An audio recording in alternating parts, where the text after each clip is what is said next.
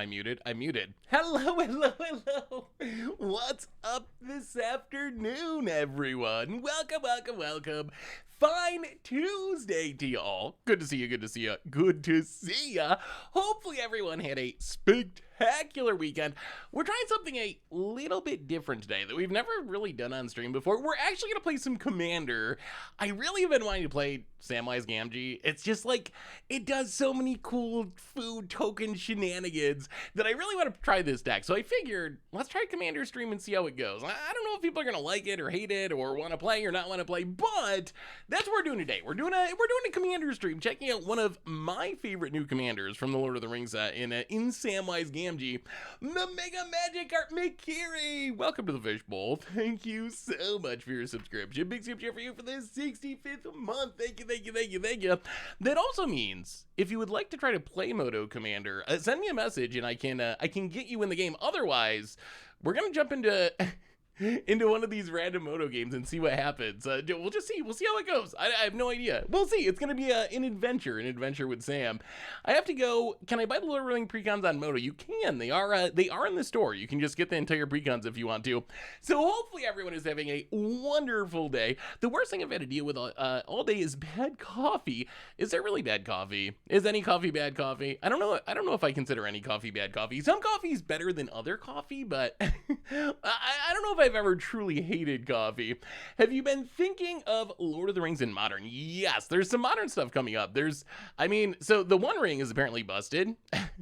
That is the word on the street, that the One Ring is just like an absolutely busted magic card. But there's Modern coming up on the YouTube this week. There's some interesting stuff to try. Hey, what's up, Pickledo? How are you? Good to see you. Good to see you. Good to see you. I gotta have great pizza today. I'm doing pretty good. Ooh, wait, great pizza. See, pizza. There's definitely bad pizza. I've had bad pizza before. There's not a ton of bad pizza, but great pizza is definitely a special treat. Hopefully everyone is doing well today. So what is the plan for today? Well, we're gonna play some Moto Commander. Let's see, 7-8, no Infinity or X turds. That sounds about right. We could probably deal with that. That's one of the best parts about Moto Commander is you never know what people are gonna put in their game description. No CDH, casual, just for fun, non-CDH game. Please don't scoop early. Casual for fun. Casual game, no MLD, infinites or slow play. Casual, every playstyle welcome. MLD, wait. Casual, every playstyle welcome. MLD combos, really? I don't know if I've ever seen someone specifically say they want MLD in their game, but here we are. That's Moto Commander. Dolph Grimm, welcome to the Fishbowl. Thank you so much for your subscription. And Duka Buddy, welcome you as well. Big scoop cheer for you. Thank you, thank you, thank you, thank you. All right, so what are we playing today? We are playing Samwise Gamgee. Really enjoyed the podcast today. Yeah, that was a fun one to talk about all the new stuff that's happening in Modern. Lord of the Rings, there's not a ton of cards from the Lord of the Rings set that are making impact on Modern. Honestly, it's very much like a standard set. It really is very much like a standard set in the sense that there's like a handful of cards that have potential in older formats, and then a lot of the stuff is kind of like standard-y, power level wise, commander-y, power level wise. But I think that some of the best cards have actually started to make waves, with the One Ring being by far the biggest. So, Photography, welcome to the Fishbowl. Thank you so much for your subscription. Big scoop cheer for you. Thank you, thank you, thank you, thank you. I have exacting taste in my coffee. I've mathematically ratioed my coffee grounds in my water in my own house, but I'm not used to making coffee for multiple people, so my work coffee is not up to my standards, despite being theoretically better coffee grounds than my home stuff. Interesting. It reminds me of that Breaking Bad, Gale in Breaking Bad, who was like on the quest to make the ultimate coffee, and it is like big machine and everything. A coffee scientist.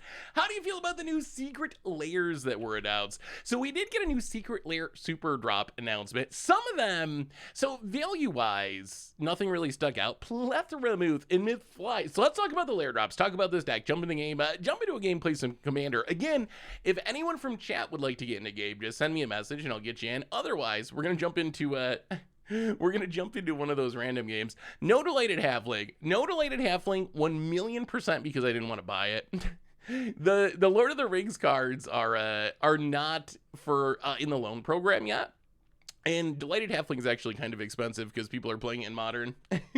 So I didn't want to buy it. Nesmith, welcome to the Fishbowl. Thank you so much for your subscription. Big scoop here for you. McCary with a $20 donation. Given the success of the Lord of the Rings set, the assumption is Wizards will go full steam ahead with Universes Beyond. But do you think that all the designs that go into those sets take away from the potential of actual MTG sets? I mean, probably. I mean, I guess it depends. We don't have the behind the scenes view of this. Like, are there more employees to divvy up this work, or did they hire extra people to design Universes Beyond? We don't really know. Like, if it's just the same people that were making normal sets, and then they're like, hey, by the way, you have to do this really important, super intensive Lord of the Rings sets too, I would say that's probably taking away from something else. Kind of in the same way that people, like, one of the complaints about Alchemy on Magic Arena is that, well, you could be spending that time adding more Pioneer cards or Modern cards or whatever. And I think that's got to be true to some extent, right? Like, if you're doing one thing, that means you're not doing another thing, so there's some opportunity cost there. I don't think it's, like, a big worry. I'm not like, oh, normal Magic sets, I don't think you're going to fall apart as Wizards makes Lord of the Rings sets or whatever. But I do think it's probably true to some minimal extent, at least. I don't know. What do you think, chat? That would be my guess. Thank you so much for the donation, by the way. I can join you for a Commander game. Hey, if you want to play, send me a message on Moto, and I will try to make sure that you get in the game. Or it seems like the games are filling at a slow enough pace that we can just get into the same one, and it should be fine. One that started here. Yoda Man, welcome to the Fishbowl. Bring fun decks. Thank you so much for your subscription. Big super cheer for you. Thank you. So as far as the Secret Lair drop, there's this is the super drop for the summer, so there's a bunch of secret layers. I mean, there's nothing that really jumped out to me value-wise out of these, although I will say there is some pretty spectacular. I think my personal favorite, this Middle-earth one, whatever. I don't really understand why they're like. I guess this is for Lord of the Rings fans, because this is like, why would you pay $30 for this? Why? This is like Slip on the Ring, random common, uncommon Gandalf, Mirror of Gradriel, another common, Shire Terrace, a common. I guess it's like you really love the art and you love Lord of the Rings, because card-wise, this is one of the weakest secret layers that I think they've ever printed. Like, it's a bunch of in-print brand new commons. So you're buying this purely because you love the art of it. There's not really any other reason to get that one. It's not for me, but if you love the art, go for it. Is this art special in some way? Is this from like a classic Lord of the Rings TV show or something? Or is this just, it looks like an 80s TV show to me. I don't know if this actually is an 80s TV show or if it's just done in that style, but I would not buy that one unless you just really love the art.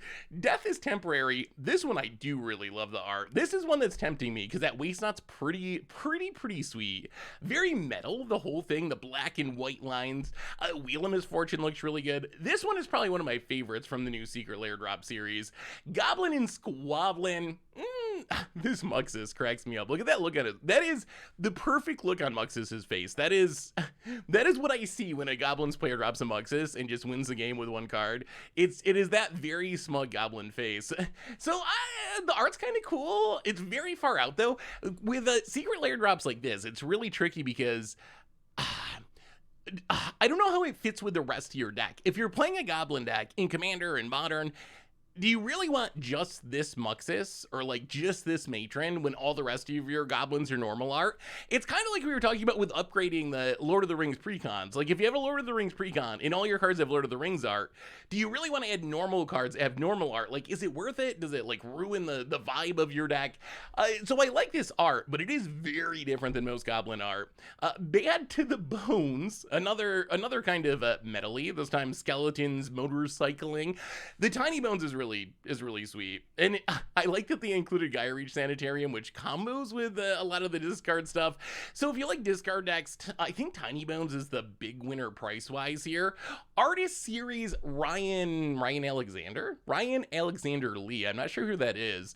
I don't know. Nemesis a reason, I guess, is a good commander card. The art is pretty sweet. Maybe my favorite art though, I don't know. What do you think of this art style? This art style is pretty far out there. It might be my favorite of the bunch though. Like, I don't even know what this style is, but like, look at that Omnath. It's not even like an elemental. It's just like shapes and colors. It's like some sort of psychedelic movie or something. So I really like the art style of these. I don't know if it's worth it. Common or uncommon, uncommon. Voice Resurgence used to be expensive. Omnath Focuser H isn't that expensive. Again, value-wise, it doesn't seem great. And then featuring the Mountain Goats, which is, I guess, a bunch of mountains. Wait, is there more? Is there some gimmick to this? Oh, does this have Mountain Goats lyrics on it?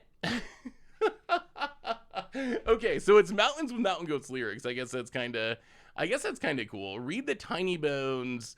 That's not Tiny Bones. Read the Tiny Bones flavor text. Tiny Bones didn't actually own a scooter, so this art isn't canon. But can you imagine if he did? If he did, Tiny Bones doesn't actually own a scooter, but this artist isn't canon. Could you imagine if he did? Okay, that's pretty good. That's pretty good. So that's a new secret lair drop. We actually have a message. Hey Seth, I'd love to get in if there's a spot available. Yes. Anklesaurus, get ready. I'm gonna talk about our deck, and then I'm gonna create a game and just jump in it. And then if anyone else from the chat wants to jump in, they can jump in. Otherwise, we'll get a couple of randoms to fill out the rest of the pod. Anyway, reminders, replay YouTube. That's where you can find all the old streams, including this one in the future. Normal YouTube, tons of stuff coming up on there. Yesterday, we did some squirrel comboing for Budget Magic. Tomorrow, special against odds. Not telling you what you're doing. You gotta wait and see, but it's very flavorful. It's a very, very flavorful against odds episode. Hey, Nasmith. We got 2. Okay, so we have 2 from chat. We have room for 1 more. If anyone else, Nasmith and Inklesorid, if anyone else wants to join from the game from chat, let me know and I'll get you in. A reminder that our sponsor today is Card Kingdom. If you need some magical cards, you can get them over at cardkingdom.com/MTG Goldfish. If you get a free goldfish sticker, just let them know you want one in your order notes and they will hook you up. Will this be a new thing, Seth, or is it a special one of? Really, that's up to all of you. I'm intrigued by the idea of streaming some more Commander.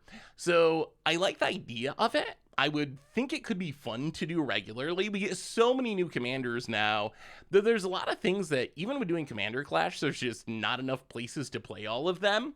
So it's something that I definitely could see doing more often, but it really depends on if people like it and if people watch it. I really don't know what to expect with this one. I don't know. There's really not a lot of people stream Commander games outside of like spell table games. So I really have no idea if this is something that's going to be really fun and people are going to like, or if people just like don't care about watching Commander streams. So that's essentially where we're at. So we'll see. I would like to do more, but it'll really depend on if people like it and if people watch it. Crush, welcome to the Fishbowl. Thank you so much for your subscription. Big soup chair for you. Thank you. So as far as our deck today, we are playing, let's talk about our deck and then we're going to fire up the game. We got room for 1 more. If anyone else from chat, we got Naz Smith, Anklesore, you're definitely in. Room for 1 more if anyone else wants to get it. So what are we trying to do with our deck today? Are there any house bans? No house bans, just normal Commander ban list. There's a Soul Ring in my deck. I figured I might be playing against randoms on Modo, and everyone would be playing Soul Ring. So I figured I should probably play Soul Ring if everyone else was. We're playing Samwise Gamgee. This is Food Lannis, essentially. So I'm excited about Sam, not so much because Sam itself is like a ridiculous card. It's just a cheap commander that when a non-token comes into play, we get to make a food. We can sack food to get Historic Permanence back from our hand. What I'm excited about is Sam is an engine piece. So the sweetest synergy in our deck is Sam with Academy Manufacturer. Food tokens, not really that powerful on their own, but if our foods are actually foods and clues and treasures, then things get pretty sweet.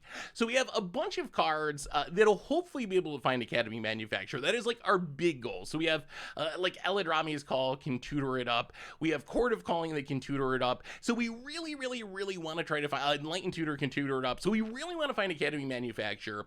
Once we get to this point, every creature we play is going to be making a clue and a food food, and a treasure. If we have a Gandalf or if we have an Elish Norn, then it's double triggering and getting even more ridiculous, and we're just like really going off.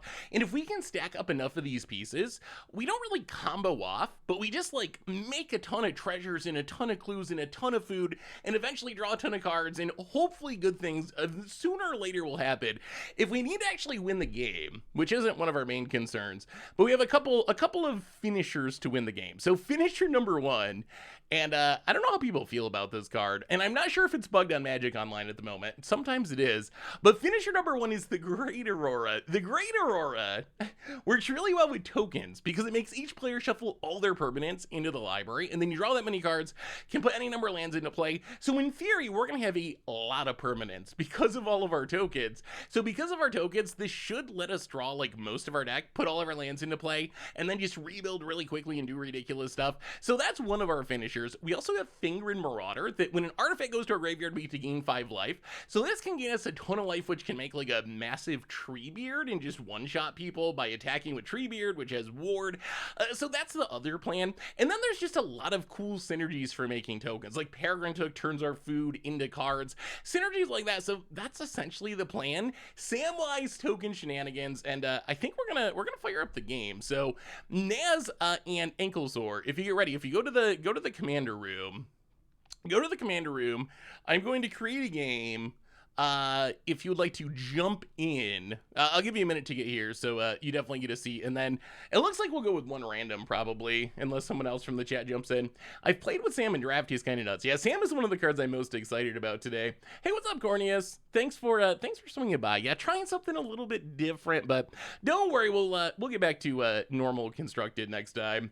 Wish I had Moto. I'd port my Galta Maverin deck. Ooh, 48 trample. All right, how about you, Naz? Are you ready?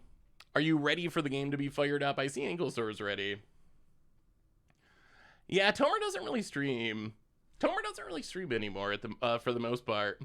Oh, you made an Oathbreak. What did you build an Oathbreaker, the Tower Shell? That is true. I'm sure there are other people. Once Naz confirms that he's good to go, I'm just going to create the game and people can jump in. Yeah, the Lord of the Rings cards are actually hard to get at this point. Oathbreaker deck for Infinite Nicol Bolas Dragon God. Ooh, that sounds sweet. Wait, what is the signature spell for Nicol Bolas? I like that Seth said he has win cons immediately leads to the Great. Hey, that's a win con, right? Sort of. Drawing enough cards is a win con. I think that counts. What Lord of the Rings commander are you most hyped for? How often do you play commander with Moto randoms? I played like twice, but people always leave early. That is the risk that sometimes people just leave early, which is annoying. Hey, what's up, dude, Burbank guy? How are you? Did you like the mono green storm deck I sent you? Wait, oh, I do remember that deck. Yeah, that was a really cool idea. You don't see Storm in mono green. That's a really cool. All right, game is being created. So hop in Anklesor Naz, and then whoever gets the last seat can get the last seat. The combo is 4 colors, so the deck is 5 colors, and Deploy the Gatewatch is a signature spell. Ooh, that sounds super fun. Yeah, Tom Bombadil is definitely one of the coolest commanders from the set.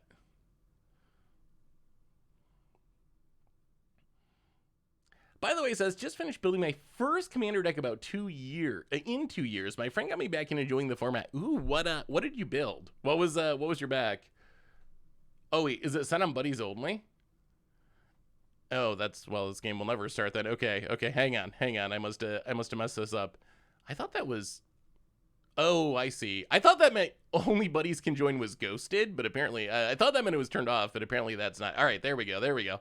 All right, sorry, Naz and Ankles over there. We should be good now. Yeah, Shelob is the commander I'm going to play for the first commander clash, I think. Weejaw. I don't know if is Weejaw from chat or not. All right, so let's see. Who wins this die roll? Let's see what our hand looks like. Hopefully, we can do some cool things here. Are we last? Anklesor won the die roll. Oh, this hand.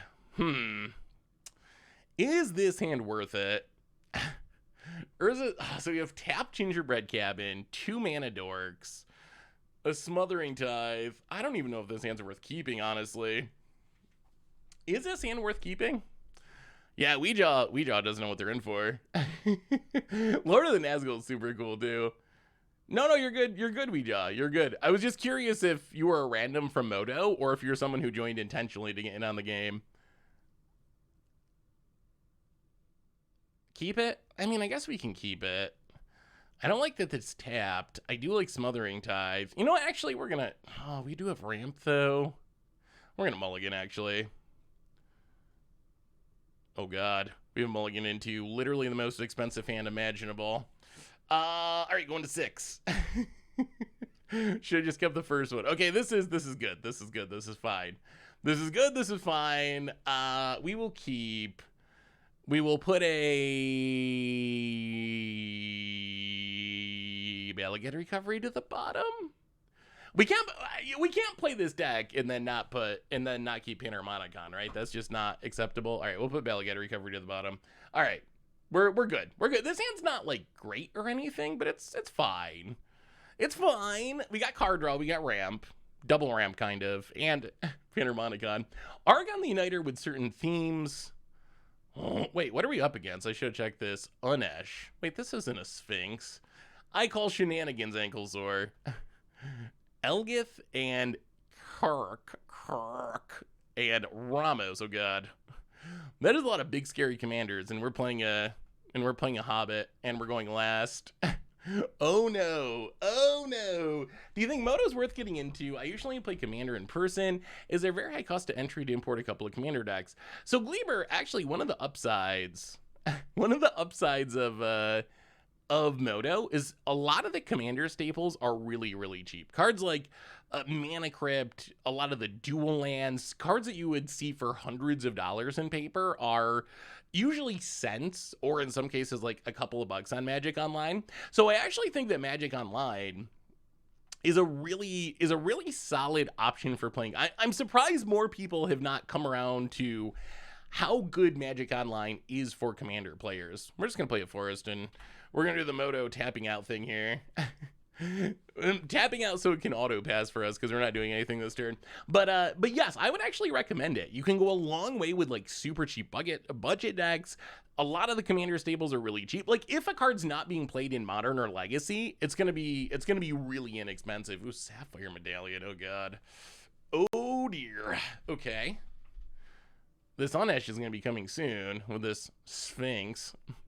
Sphinx ankle sore. Come on now. I don't know if I've ever seen Elgith with Carrick.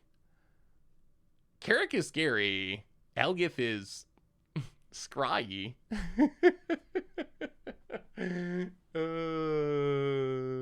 I hope Lord of the Rings says that we get a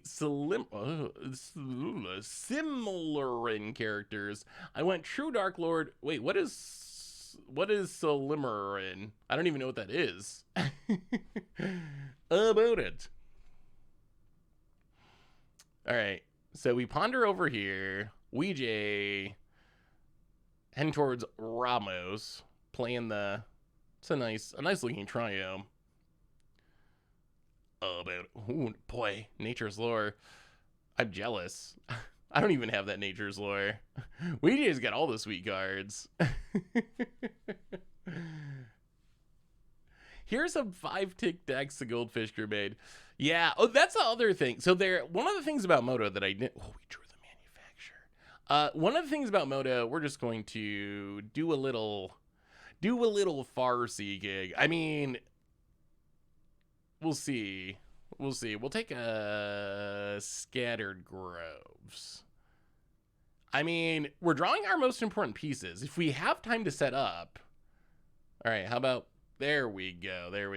We drew the Manufacturer, which is literally the card our decks build around. You could consider this our hidden commander, actually, where outside of Sam, like, Manufacturer is the most important card in our deck. That's the card that lets us do cool things. So, pretty fortunate to draw that. Like, if we can live and get things set up with Panharmonicon, Manufacturer, and Samwise, we could actually do cool things this game, perhaps. Perhaps. Yeah, the other thing I didn't mention about Moto is there's card rental programs, which is the easiest way to get cards, so you don't have to actually buy them. You just pay like a subscription fee. And you can use low ticket versions of those or low dollar amount versions of those for free. So if you want to try it out, I would definitely recommend trying the like Card Hoarder or Mana Trader's like free rental program to get a sense of what you can do. Oh God, there's Kirk. All right. Preordain. Are we doing it twice or is it going back to hand? Are we getting CDH Naz? Is this... Oh, wins the crack flip. Oh, this is not good. Oh no. Sam is looking kind of fair. Sam is looking kind of fair. Hey, what's up, motherfucker? How are you? Good to see you. If you thought Lord of the Rings was boring, is that the one... Is that the one where they go through like the genealogy where it's just like this person's the father of that person, by that person, kind of like the Old Testament of the Bible? Is it like that? All that kind of stuff? Oh my God. Oh no. Yeah, I don't think I could handle it. I don't think I will say it is very impressive that Tolkien would actually write like, that's commitment. That is commitment to your story and to your characters if you're writing like genealogies and so forth. I don't think many people actually have that commitment to their Naz. Is that an extra turn spell? Naz. All right, we draw Sam number 2. Oh, this is getting awkward. So, draw a card, activate only if you create a token. How do we do this? How do we do this without just dying? So we can Rampant Growth, but that's not great. We can Innkeeper, Idle Draw, but then we spend our treasure.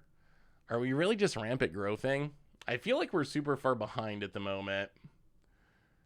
I feel pretty far behind. What we want to do is like, this turn Rampant Growth, next turn Panharmonicon, hit our land drop, next turn start doing it. Like, that's so far in the future though. Like, are we even going to be alive? Unesh is going to be coming down in 2 turns. Carrick is already winning flips. A lot of ramp out of Ramos. Like, I don't even know if we have time to do that. Hey, what's up, Lord? I want to try some Commander. We never tried Commander streams, so I wanted to try and see how it went.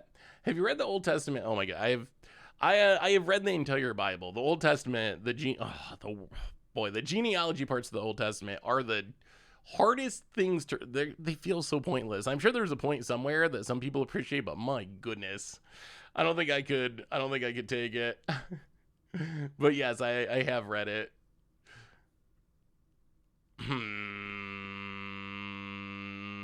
All right, let's we got to play something. I'm sorry rest of the table. We're just going to Rampant Growth. I know we want to do cool things, but we'll just Rampant Growth and get a forest and hope that we don't die. Oh, Carrick, Ramos. Fight amongst yourselves, opponents. Fight amongst yourselves. Easily the hardest deck I've had to get struck so far is Furja. This is hard to get the ratios and stuff correct. Everything I need in a deck. I love brewing weird out there decks. Cards that you never see anyone else playing Commander. Ooh. But when you get to Song of Solomon, yeah, that's the payoff for going through all the genealogy. that's the reward. Dolem's Gate. Prevent all damage that would be dealt. Interest. Also not a Sphinx. Ankle sore. Come on now, buddy. What is going on with this? What is going on with this deck? I'm so confused.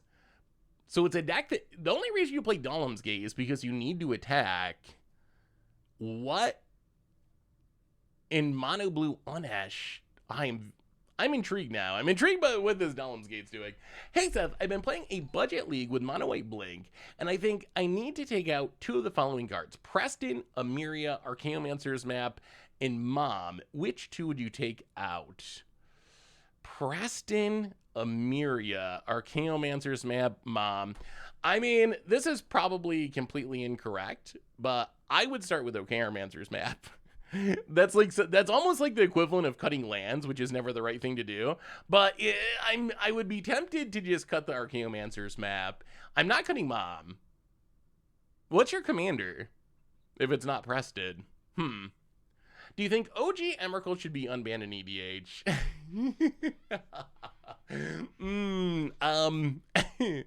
Hang on, let me get to this donation and then I will answer that. We have a new donation from Dan Wildfire, $5 donation. I made a Seth deck. Trust me, you'll love it. Let me see. Ooh.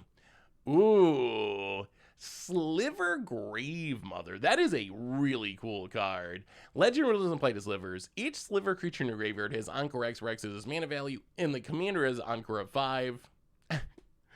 None of these are slivers. This is almost like reverse tribal. Like, you're playing a bunch of stuff that's not slivers and turning them into slivers because it works really well with the commander. That's a really cool idea. I do like, you were right, Doug. I do like it. Sliver Grave Mother. If you want a prediction, I think those commander precon, that's another. If I get a chance to kill Carrick, I'm killing Carrick. Sorry, Naz. I see Carrick in multiple extra turn spells. I think Unesh might be our friend here, because Unesh can potentially counter the extra turn spells of Carrick. Ooh, Invasion of Chandalar. Ooh, depressing Invasion of Chandalar. Invasion of Chandalar to get back a Verdant Catacombs. Hey, thank you, WJ. Thank you for the gift of the battle. The Hobbit is the best book by far. Very easy to read, interesting throughout. Weren't the movies pretty not? I don't know. Someone said that I shouldn't watch the Hobbit movies. That, like, you had to really love the Lord of the Rings movies to watch the Hobbit movies. Should original Emrakul be unbanned in Commander? On one hand, being colorless is a meaningful drawback. Like, you don't get to play a lot of the best cards if you have a colorless Commander. On the other hand, Emrakul does just kind of, like, take one person out of the game. And I don't know if that's a thing that we want. Like, do we really want the take one person out of the game play pattern? I'm not sure that we do, honestly. So that would be my concern. Like, it just kind of wrecks one person right away. Also, it could be a commander. I would be more worried about it in the 99, honestly. That's where you don't have to pay the cost of only having colorless cards. In the 99, I think it would be very scary. If you could have it be banned in the 99 only, I would probably be okay with that. Mono White Blank deck is Abdul and Far Traveler. Ooh, sweet. I had one with the Helio fan or whatever, the elephant thing in Far Traveler is my, like, low-powered blank deck. But then I switched it to Preston, which I regretted because it was just kind of overpowered. All right, we're gonna Sphinxes, if you counter my Panharmonicon. The nice thing about streaming Commander is I have the mod powers, so if anyone messes with my Panharmonicon, I can just ban them from the stream. out of here, banned. You countered my Panharmonicon. Also, get off my lawn. Oh, let me see, Doug. Oh, thank you for the donation, by the way, Doug. I appreciate it. I mean, okay, so here's one of the attack cards. Military Intelligence. When you attack her with 2 or more creatures, draw a Magic the Gathering card. What does this do? Scry 1. Reveal the type card of your library. If it's a basic land, reveal it, put it on the battlefield. Activate this only if an opponent controls at least 2 more lands than you. So currently not active. All right. Yeah. Bring it. I played the Panharmonicon. That's fair. I don't know why people are so scared of Panharmonicons. Is that really that scary? Yeah, we are currently playing against viewers. I'm hoping that we get in 2 games today. So, yeah, we are doing some commandering today. I'm hoping that we get in 2 games today. So if you're someone who plays Moto Commander, there's still a chance that you could get in on the action if you're interested in the second game. The Hobbit is a pretty short children's story. The movie took that and filled it up with random side stories and CGI to make a 3-part movie. Ooh, hey, what's up, Stone Rain? How are you? Good to see you. WTBs are, yeah, I mean, I know it is. Panharmonicon is a scary card, and it is synergistic in our deck, so we can't complain about taking the Spirit Beads. Still no Sphinxes. I'm imagining this has got to be some sort of, like, Maskwood Nexus plan. It's got to be like, play all these cheap things, Maskwood Nexus, play a bunch of cheap blue creatures, draw through my deck, like go off. That's what I would be doing if I was playing Unesh with Slitherblade of all things.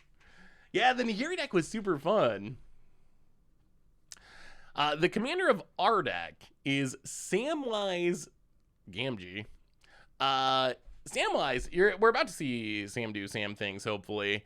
When a creature ETB is under our control, we make a food, and then we sack food to return historic permanents to our hand. It's essentially an engine piece. The main thing our deck wants to do is get Sam going with Academy Manufacture, which allows us to do some pretty sweet things. We'll see. Like, next turn could be very impressive if we can resolve our stuff, which you never know against a blue player, but it's definitely, yeah, that is, I mean, this is our hidden commander, essentially. Like, our deck is built to have Sam and Academy Manufacture. That is the goal. One of the sneaky aspects of this, too, is Sam getting back historic permanents can get back Manufacture from the graveyard. So even if it dies, we do have a way to get it back in the command zone, which is pretty powerful. Like, that's one of the sneaky synergies. How come so few people? Is it because EDH? Probably. I've never tried streaming Commander before, so I really had no idea what to expect. If it was going to be something people wanted to see, didn't want to see. So I'm guessing that some people maybe not interested. But I thought it'd be fun to try. Yeah, I've never tried a Commander stream before. I realize no one streams Commander. Like, sometimes there's spell table games, but no one streams Commander. I didn't know if that's because no one thought of it, or else they'd all realize it was a horrible idea. Moto with 4 players. Yeah, I'll have to try to be careful to hover things. Well, I mean, we gotta go for it. So 1-2. I think it's Sam time. Play Sam. So Sam, when a non-token enters battlefield, we get to make a food. So we play Sam. We have Panharmonic on. Like, we are going to play Beseju. Let's see if our opponents have... Do we leave up... You know, let's leave up the Strip Mine as a deterrent for interacting with our stuff. Play the Manufacturer. Hold. Okay. You're gonna double trigger. With the Manufacturer. Okay, this is where things become cool. Okay, so we get a food, a clue, and a treasure. We get a clue, a food, and a treasure number 2, thanks to Academy Manufacture. And now we can sack the treasure to play a Prosperous Innkeeper.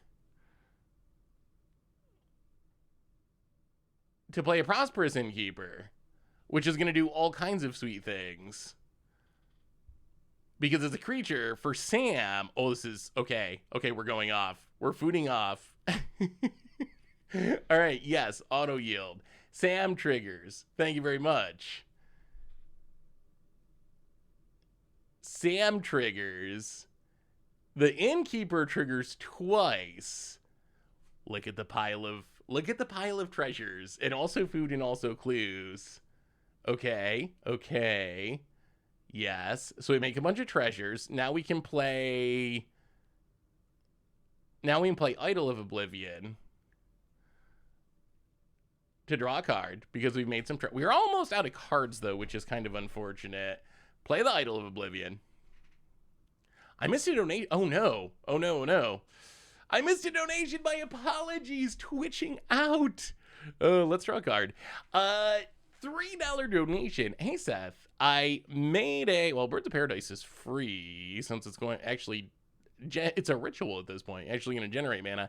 Hey, Seth. I made a commander deck. I was wondering if you have any fun big mana blue-black creatures to add to the deck so I can make my friends sad. Oh, thank you for the donation. Let me pull it up. Let me finish this turn, and then I will look at the deck list. Thank you so much, Twitching Out, for the donation. All right, so gain some life. Blah blah. I think we're turning ourselves into the arch enemy here, and I don't know if our deck is actually strong enough to support that. Like we're dumping our hand, but all we've done is make a bunch of hobbits. I mean, we have a ton of food, but what are we doing with it? And now we're out of cards, and and no one else is out of cards. Boom, ankle sore. Who knows what is in your... Oh, actually, we get two of them. All right, maybe Weejay. Weejay could actually be playing Frodo, right? Right colors? It's a possibility. All right, trigger, trigger, trigger. All right, so do our stuff. Sam, I mean, that was sweet. Look at all those clues. Please don't farewell us. And okay, we cast our entire hand and we added like 5 power to the battlefield. we have officially done it. I mean, I guess eventually we can turn these clues into cards to hopefully do something more, but that's what we got. All right, let's look at this deck list. Ninjas. Oh wait, we get a food from Sam too. I forgot. Beginning of combat on our turn, we make a food, and we can sack our food for a single mana. This Sam actually is pretty powerful. The sacking your food for 1 less is a pretty strong ability, especially it combos with Prize Pig, infinite food sacking. But I actually think the Sam's pretty good. All right, we've had our fun. Wrath our boards. If we get like farewelled here, oh my goodness, are we so dead? We are so dead. Champion of Wits, also not a Sphinx. Okay, sure, yes. Yes, very good. All right, Ninjas in Paris. Ooh, Satoru Yumazawa deck. Big blue black creatures to make your friends sad. Toxrill. Toxrill's a good one. Toxrill's pretty good at making people sad. So I would definitely consider Toxrill as being a good option. Just eating away people's boards. What else would you add? What else would you add to a Satoru Yumazawa cheap big things into play with the goal of making people sad? Muldrifter. Oh, I'm so jealous of the card draw. All we did is make a bunch of food. But yeah, that's the first one that comes to mind about it. Oh, Nemesis. Oh, Jin. Oh god, Jin. Yeah, Jin Gataxias is really good at making people sad. That's a very good call. Sheoldred's pretty good. Yeah, at some point we're going to start cracking these. Yeah, that makes sense. Slither away, ankle sores. Slither away. We will take the beats. Blightsteel, yeah, Blightsteel is the one shot kill. Yeah, we're gonna start cracking some of these in the near future. Yeah, the deck has some Eldrazi already. Yeah, down to 30. I mean, we got so much food. We're going to gain that life back. There's already an Emrakul and a Kozilek. Runescar's good. Nezahal. Yeah, Jin Gataxias is really good. That's a good one. Blightsteel is also... I don't know. Does Blightsteel even make your friends sad, though? Blightsteel might kill people too easily. It might just take your friends out. Inkwell's a good one, too. Ooh, Lazov. I like that. At one point, people have no clues which Jin Gataxian one means. At one point, people have no clue which Jin Gataxias means when they say it. Yeah, that is true. There are a lot of Jin Gataxias. The most miserable is the original, I think. Although the one from Kamigawa, people still find annoying, but the discard your hand every turn, my god. That Jin is the most hateable of the bunch. Oh, that's actually a good question. Something I've been thinking about lately. What's your most hated Magic card, chat? I'm curious. Is the card you hate the most? Could be for 60 card formats, could be for Commander, could be because, I don't know, your friend when you were a kid tore up your copy of it and you never got over it. Whatever your criteria is. Smokestack is like OG Stacks piece. It's actually a Satoru Yumazawa deck, which is actually kind of similar to Yuriko, less powerful Yuriko, slightly fairer Yuriko. Ooh, gonna flip the invasion. You know what? We could block with the birds. You know what? Sure. How bad can this possibly be? So Ramos gets to put a permanent into play for free on their upkeep. Seems relatively good. What should I do to enter for the next game? If you want, you can. Well, I didn't even make this work on Moto. The battles not even working in the preview window. Just send me a message. Just send me a message in Moto. But I got you, JNJ. You have first dibs for game number 2. 3 Fairy, yeah, 3 Fairy is a very obnoxious card. I was surprised. I asked this on Twitter. I'm actually curious about this. I asked the same question on Twitter, and one card that I had not personally thought of as being a very hateable card, that was a very, very popular answer, was Thoughtseize. Is Thoughtseize is that a hated card? Do you hate Thoughtseize? I love Scramble versus Thieves Auction. Thieves Auction in some ways is even worse than Scrambleverse, I think, because you actually have to draft. You have to draft each one. Yeah, Thoughtseize. I always thought of Thoughtseize as like a healthy card. Like, how does your Fair Jund deck ever beat combo if you can't Thoughtseize them? But I can also see how it just like takes. Oh no, what is this too? May have entered the battlefield as a copy of an enchantment you control, except as a beginning upkeep, you may exile this enchantment if you do return to the battlefield. Oh, wait, is this going on the Leyline Surge? That's cute. That's super cute. Wait, there's 2. Oh no. Oh, it makes a wait, did I read that wrong? As a copy, oh, so they keep the original and they can put 2 things into play and then, oh no. Oh no. Oh, this is bad news. Ramos is going off. Ramos can also remove the counters to make. Ramos is busted, isn't it? I think Ramos might be busted. Extra turn spells is a popular answer. Oh, this. Oh. Oh boy.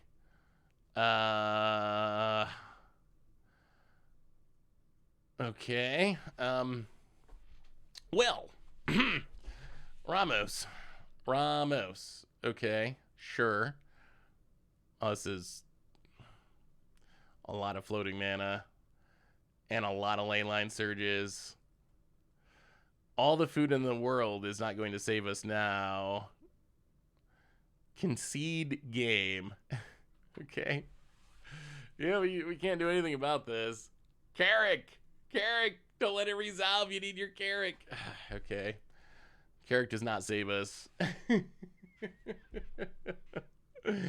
I love getting Thoughtseized back in. Oh, in the Gruagger. I was gonna say I don't hate Thoughtseize, but I don't know if I've ever loved getting Thoughtseize. But yeah, I could see if you're playing like Burn or something, that makes sense.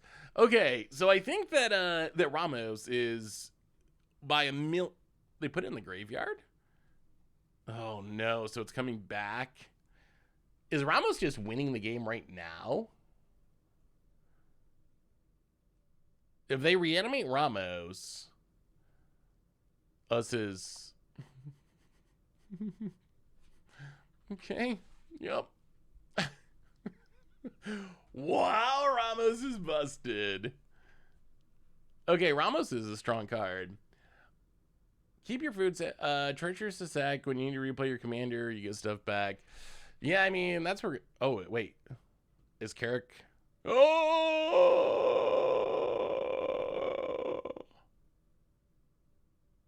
Oh my goodness. Okay. I was hoping that Carrick would counter. Was not hoping they would counter with Spell Swindle, though. That's. Now Carrick has all the mana. Is Carrick the hero? Is Carrick the villain now that they just made 7 treasures? That was basically a really good mana drain there. It is funny that now Ramos is theoretically stuck in the graveyard. Oh, jeez, Brago too. Okay, so this is like Ramos Blink? Okay, okay. Oh. Oh.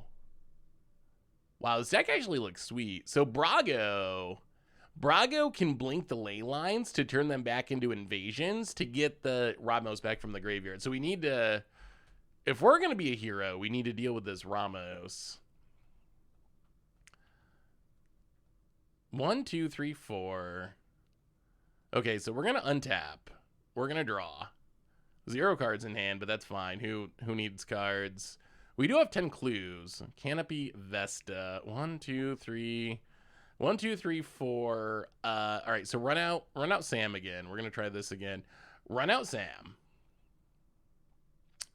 He's back. The stupid fat hobbit. I still don't know how we deal with this Brago, and we don't have that many treasures, which is unfortunate. Oh no. Oh no. I knew this Carrick was gonna be the enemy. Counterflux. Oh boy, Sam's getting expensive. Yes, we'll return it to the command zone. Now it costs 6. 6 is so much. Okay, that's bad. I kind of feel like I should be strip mining Naz just for principle. It wouldn't be a good play, but you really got to send. You can't let people just counter your commander and there be no repercussions, right? the strip mine needs to go somewhere. Commander question. You're playing. Is this bad manners? You're playing a commander game. You're about to get taken out. I would have to spend all my treasures to replay Sam. That might still be the choice. You know what? Actually, let's sack a clue. This is so depressing. 6 mana Sam's a lot worse than... Oh. Well, I don't have enough treasures for that, and that is going to blow up all of our goodies, but okay. You know what? Let's pass. That's all we got. That's all we got. So, okay, Commander, we're not going to strip mine yet. But I have a strip mine question. You're about to lose a game of Commander. You have a strip mine. Is it bad form just to strip mine someone, like the person who's killing you? I didn't realize, I was talking to some people at the Command Fest a couple of weekends ago, and apparently, like, some people consider that to be bad form because you're out of the game. So if you're going to be out of the game anyway, you shouldn't make moves that impact the game because you're essentially already dead. But at the same time, you wouldn't be out of the game unless that person was killing you. So it's only fair that they lose a land, right? You would still be playing the game if it wasn't for that person. They should count it as part of their attacks. Wow, this... Okay. I'm tempted just to... I don't care about any of these cards, honestly. Honestly, I might... Do I want Unesh to have all these cards? Is the 4-0 split... Is that bad manners?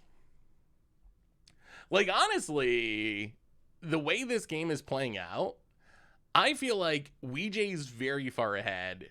Naz has a scary deck that has a bunch of extra turn spells. I almost think that the correct play for me is just to give Ankylosaur all 4 cards here. Not to be nice to Ankylosaur, but I think I need Ankylosaur strong because me and Ankylosaur are going to have to be kind of friendly if we're going to have any chance to keep up with where Brago and Ramos is at and the power of extra turns with Carrick.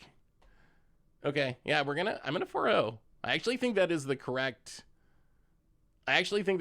play here.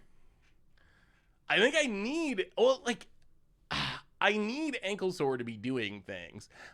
I need Ankylosaur to be able to fight against Carrick and against Ramos.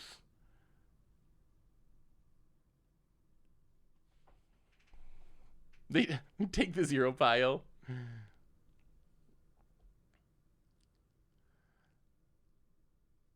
Yeah, I mean, I wonder if that's frowned on. Do people get mad about that? the 4-0 split. All right. Carrick with a bunch of treasures. The other question is, like, are we doing this next turn? Should we be doing this? Look at all of our beautiful, beautiful tokens that will go away if we do it. All right.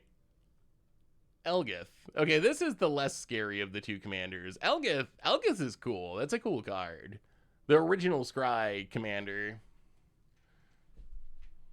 As long as you're not giving them the game with a 4-0 split, then it's fine. Yeah, in this case, they had to discard half the cards to hand size anyway, so I don't think it was actually super beneficial.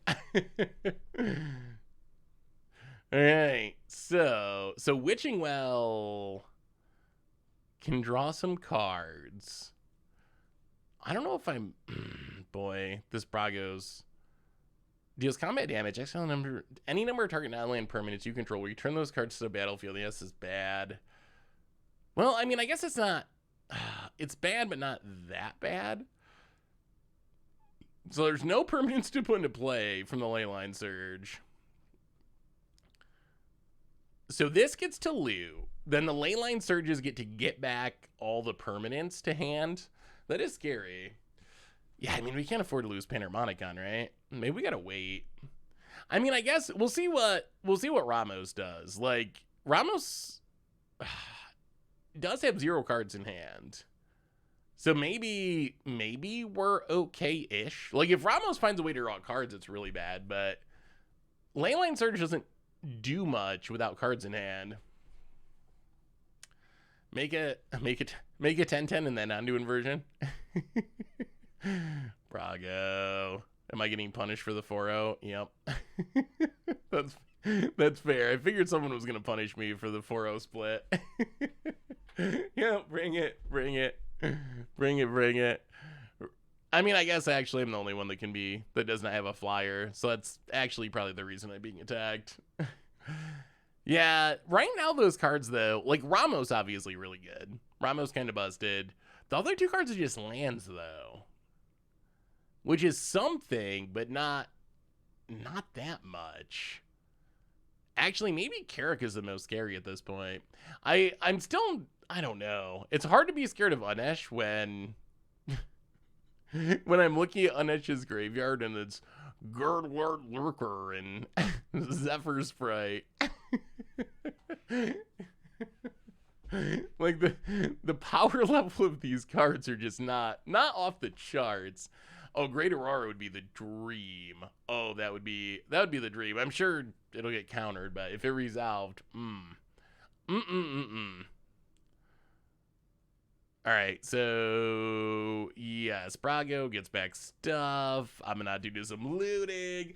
Just curious your opinion on this. I have a Quintorius deck that's super friends. It runs MLD, Armageddon, and Jocalops being the best. I rationalize it as most of the time I only cast them when I have a great board of walkers already, and it helps me beat the green X decks with ramp. Do you think that's correct? Everyone in my friend group wasn't amused. So those are some really, really hated cards. Like, a big portion of Commander players really, really, really dislike Mass Land Destruction. Is it wrong to play Mass Land Destruction? I would say no. I don't think it's wrong. I don't think it's wrong. I think if you do play Mass Land Destruction, you really want to use it to close out the game. And you mentioned that that's what your deck is trying to do. So if I put Mass Land Destruction in my deck, which I don't too often because people get really mad about it, Martin's Techno Dota, welcome to the Fishbowl. First time sub. Thank you for your subscription. Big soup, Jeffrey. Thank you. If I put Mass Land Destruction in my deck, the main thing I try to do is I just choose not to cast it unless I have the game locked up, essentially. Like, if I have the game locked up, then sure, it's fine. I'll do it. Otherwise, I will just choose not to play it, and it just sits in my hand. So I think that's how you have to do it. You vote for inversion here? Do we just have to? 1, 2, 3, 4, 5, 6, 7, 8, 9. I mean, we can. We lose so much. Let's sack a clue. We can sack a clue at least first. Sack a clue, draw a card. Oh. Oh. It's Trail of Crumbs is so good. That's so many cards drawn. Oh, look at all the value we'd be giving up. Oh, I don't know if we can inversion. But I don't know if we can beat Ramos if we don't inversion. I really don't want inversion, though. If I reset, though, how do I ever rebuild is the I don't think we can do it. I think we got to play Trail of Crumbs. I think we got to wait. This is a little risky, but I feel like if I do it here, 7 cards in hand, 5 cards in hand, 2 cards in hand, I feel like if I blow up the board here, it's going to be really hard to get back in the game. I think what we need to have happen here is ideally refill our hand first by sacking some of this stuff and then onto inversion. But just like on an empty board, I don't know how we catch up with these decks. We are down our Pinnermonicon. Oh, wow, that makes it a lot better. Okay, wow, that's actually pretty excellent here. Okay, 1, 2, 3. Okay. Play Peregrine Took.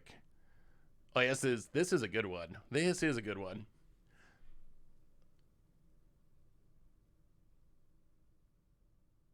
So now this is actually one of the sneaky best cards in the deck. If we would create a token, we get that much plus a food, and we can sack 3 foods to draw a card.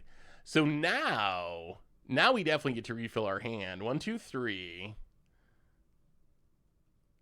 And now we can at least use some of these.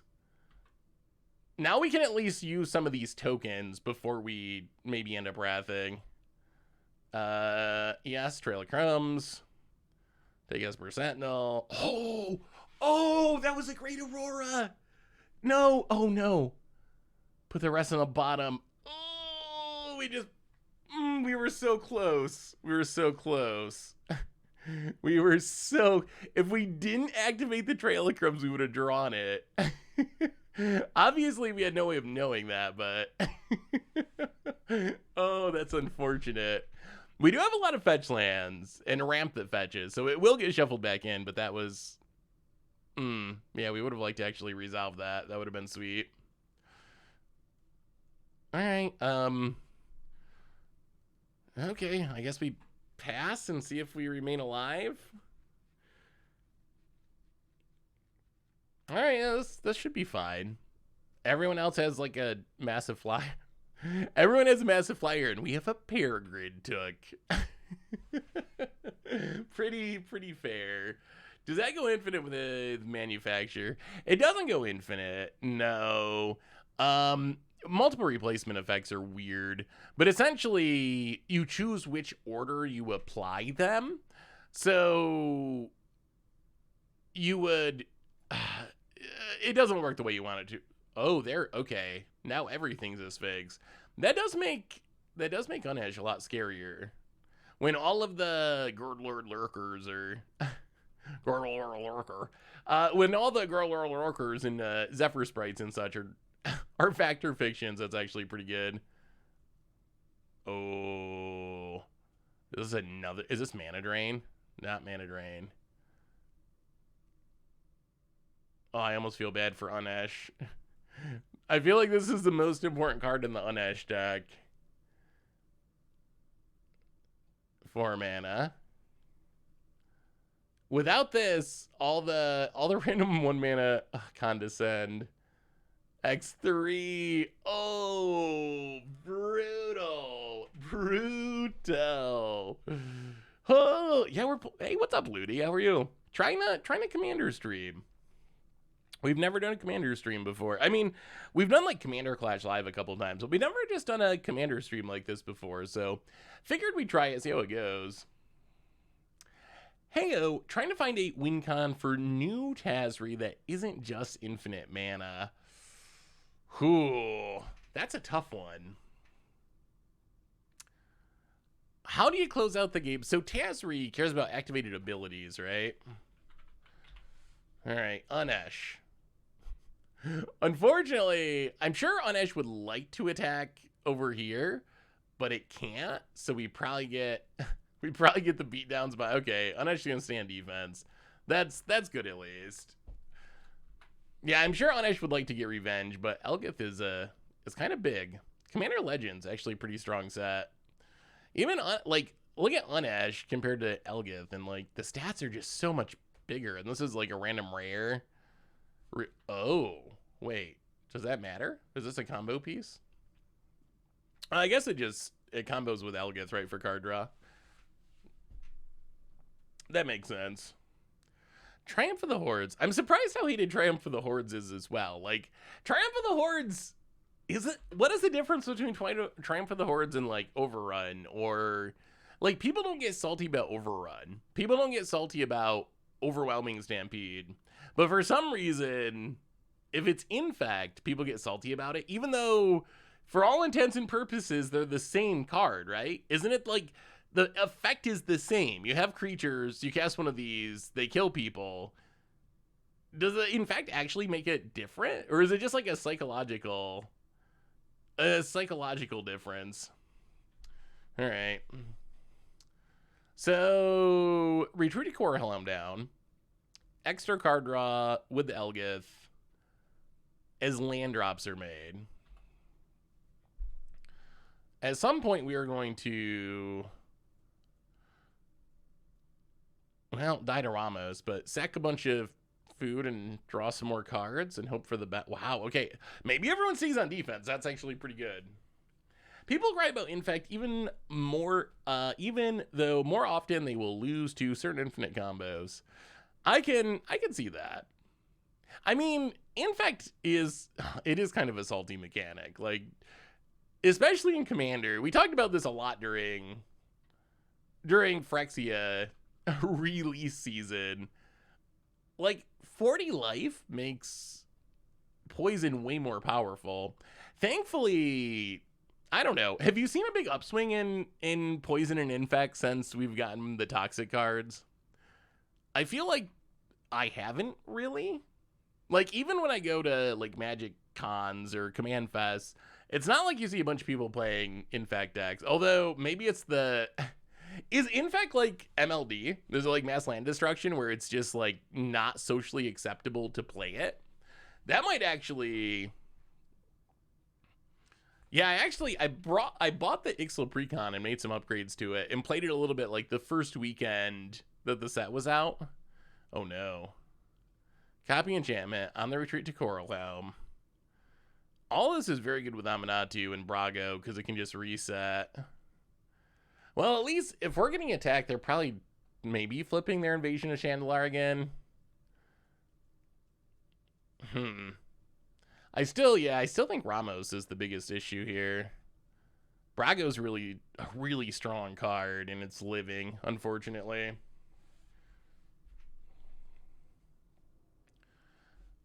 Mostly because someone can... Triumph can kill someone solely with one creature at a much higher rate than you would with Overrun. I guess that's true. I guess the Infect part, it's much better against life gain decks for sure. Like if you're playing up against a deck that can gain a bunch of life. An Overrun effect might not be enough, but Triumph don't care. Triumph don't care at all. I don't think Infect is that troubling. I think it was as if it was commander damage with double strike. Yeah, I mean that's a pretty reasonable way to think of it. It's almost like those outcries that we should change poison counters in Commander were completely unfounded. I still think the rule's wrong and it should be changed. Personally. I still think that the intention of poison counters is to have it deal half of your starting life total. Like I still think that is what it was designed to be. Kind of like Sarah Ascendant how that like is really wonky in Commander, because what they intended it for be is you have to be above your starting life total by a certain amount, but actually like they didn't, Commander wasn't a thing, so they didn't consider that that could be a thing. So I still think it should be changed. It's the principle of the thing, Dylan. It's the principle of the thing. Gameplay, whatever. It's the principle. Just like hybrid mana. Hybrid mana was not supposed to work the way it does with color identity. That wasn't the idea of hybrid mana. So yeah, why don't we just change it to make it work the way it was supposed to work? Like, it doesn't matter if it's good or bad. My LGS has house rules where it's 20 invect. How do you like it, Clickety? Or Click Clackety? Do you like those house rules better? Was poison a big problem at your LGS? Like, did you have if you played against poison, if you had a poison player that you were playing against on a regular basis, imagine if, like, someone in your play group was the poison person that just always played poison decks. I could see you making house rules for it. I think the main thing that keeps poison in check is, I guess the main thing that keeps a lot of disliked mechanics and cards in check, which is just, like, the social aspect of Commander. People get mad if you play it, so you get kind of a free pass because people just choose not to play it because they don't want to take everyone's dirty looks. The week of my LGS first of Lord of the Rings draft, after my round, I played the first game with my Dan deck. It's super fun. Yeah, I actually played Dan for the first time at SCG Baltimore. I was actually like really intrigued by the format. It was actually really fun. The things you have to care about and think about are different than any other Magic format. I don't know. I wonder how much replayability it has. It does make me want to build a Dan deck though, just to have it around. I imagine at worst it's probably like Momir, where you play it a few matches every once in a while and really enjoy it, and then you put it away and then you do it again. Did you blink my trail of crumbs? Wait.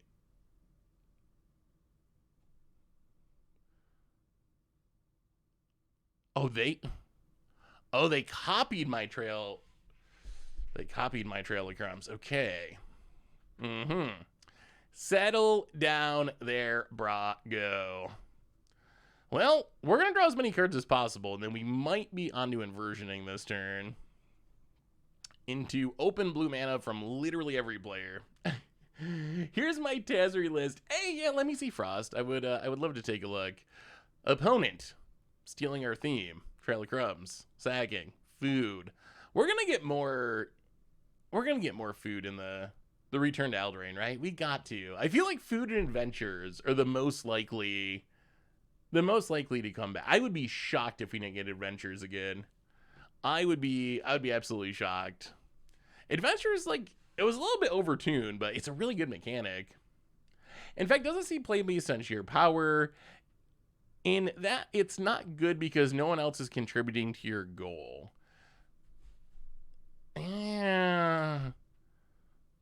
But can't you just one-shot people?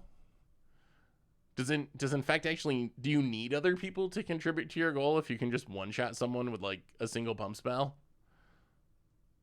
I feel like the thing that keeps Infect from being too good is just that people don't play it.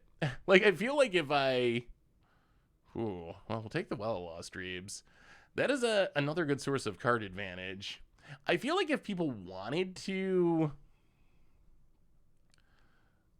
break it, they could. But people just sort of, like, choose not to. All right, Trail of Crumbs, draw a card. Now are we on to inversioning? Oh, there's our finisher, Altar the Brood. Wait, can we just win? Is there a way we just mill them out? We really need our commander. They have so much mana up. That is a scary amount of mana on our opponent's side of the battlefield. Well, all right, we have refilled our hand. We have successfully refilled the hand. Oh, there's parallel lives too. Oh, we're so close to doing fun things. Okay, so... Now what? Now what? I feel like there's 0% chance this resolves. But maybe. Unesh Well, it's probably pretty bad for Unesh. Ephemerate. Is there a way we can just win? Boy, if we could get our pieces back... If we could get our pieces back, we could really go off. Oh, what are we doing? What are we doing, chat? What are we doing? Should every creature be designed before commander have double power because of the rate? Was designed with 20 life in mind. Yeah, probably. No, I mean, I don't think you'd actually want to do that. That would be a little ridiculous.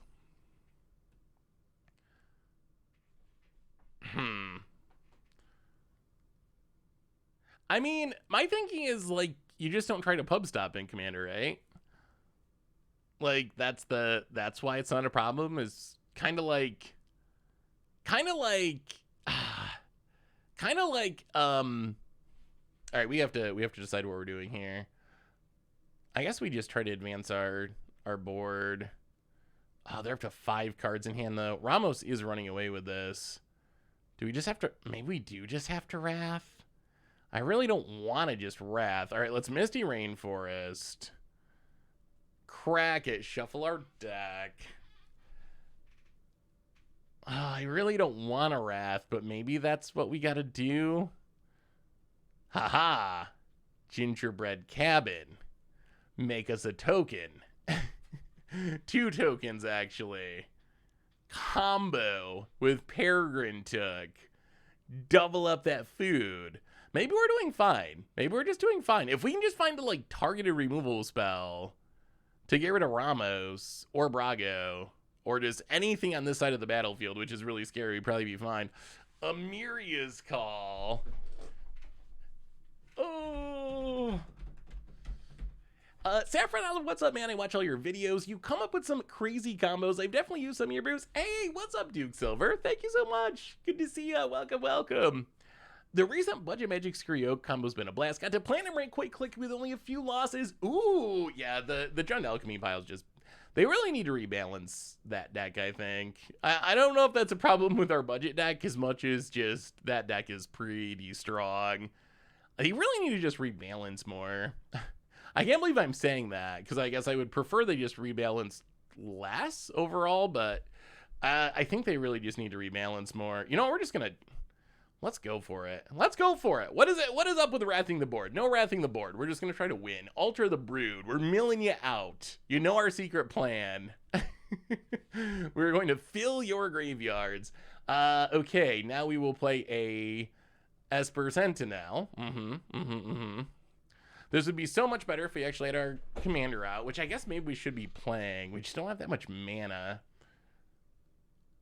Alter the Brood. Double trigger. All opponents mill 2. If we had our commander out, there might be a chance we just win. We might actually just win. 1, 2, 3. Rosie Cotton of South Lane. Haha. 2 more food tokens. We're actually a secret mill deck. Yeah, all of those token payoffs really need to be reprinted. Really. All right, Rosie.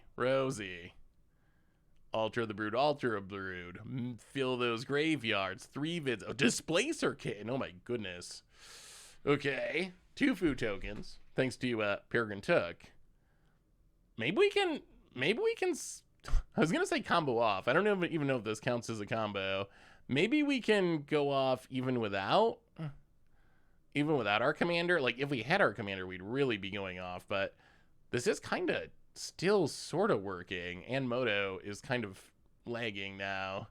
It does not like the amount of permanents we've made. All right, we're gonna build the biggest. I guess Esper Sentinel gets the counters. Growing Esper Sentinel is usually good. Okay, Esper Sentinel.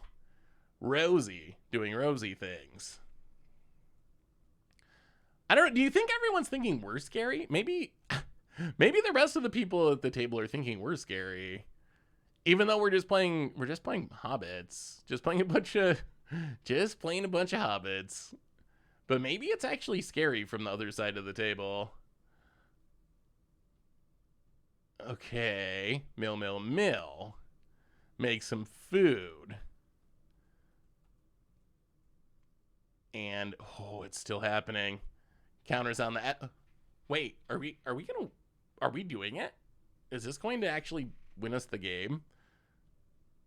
We only got to make 66 more permanents enter the battlefield, and we got them. All right, Milia. Hey, what's up, Daniel? Good to see ya. How are you? Anyone have a link to Weejaw's deck? Weejaw! I don't know if you're still watching or if you turned off the stream. People would like to see your deck list if you were interested in sharing. Okay, so now we can Peregrine Took, sack 3 foods. Draw a card. Yup. Trail of Crumbs triggers. We can't tap the strip mine. Can't do it. Not allowed. Take a command tower. Trail of Crumbs triggers. Take a... Ooh, Gilded Goose. Gilded Goose is nice. Honk honk. Okay, maybe we are tapping the strip mine now. All right. We're going to tap the strip mine. Against my... Oh my goodness, we're so close. Oh, how much? Oh no. Oh no, we need one more mana. Oh, this card is like busted. If we could play this, all of our tokens would tap for a mana, and I think we could win. But we already played our land. We only have 2 treasures. So none of that actually matters. So we'll just play a Gilded Goose.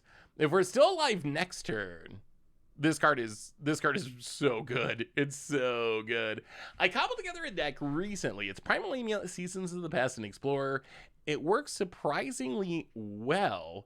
Would you have any suggestions for improving it against aggro? Let me pull it up. Let me finish my turn here so I'm not leaving everyone waiting. We're almost done with the turn, and then when I will pull it up after we finish this. All right, so Milia. We also got to check people's graveyards, who we're milling.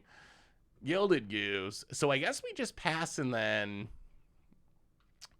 try to go off with Jaheira next turn. Remember, this is all tokens. All tokens. All tokens tap for mana, which means this is like 3 mana make 30 mana or something. It's it's kind of a ridiculous amount of mana. All right, can we put our triggers on the stack successfully? Click. What do you think of Moto versus like spell table for Commander? What is your viewing experience when it comes to Commander? I've heard some people say that they think Moto's harder to see. At the same time though, like how much... Yeah, this is one place Moto is definitely worse, is shortcutting combos. Lots of clicking, and sometimes also lagging when you're doing big things like this. That's one place that Moto is definitely worse.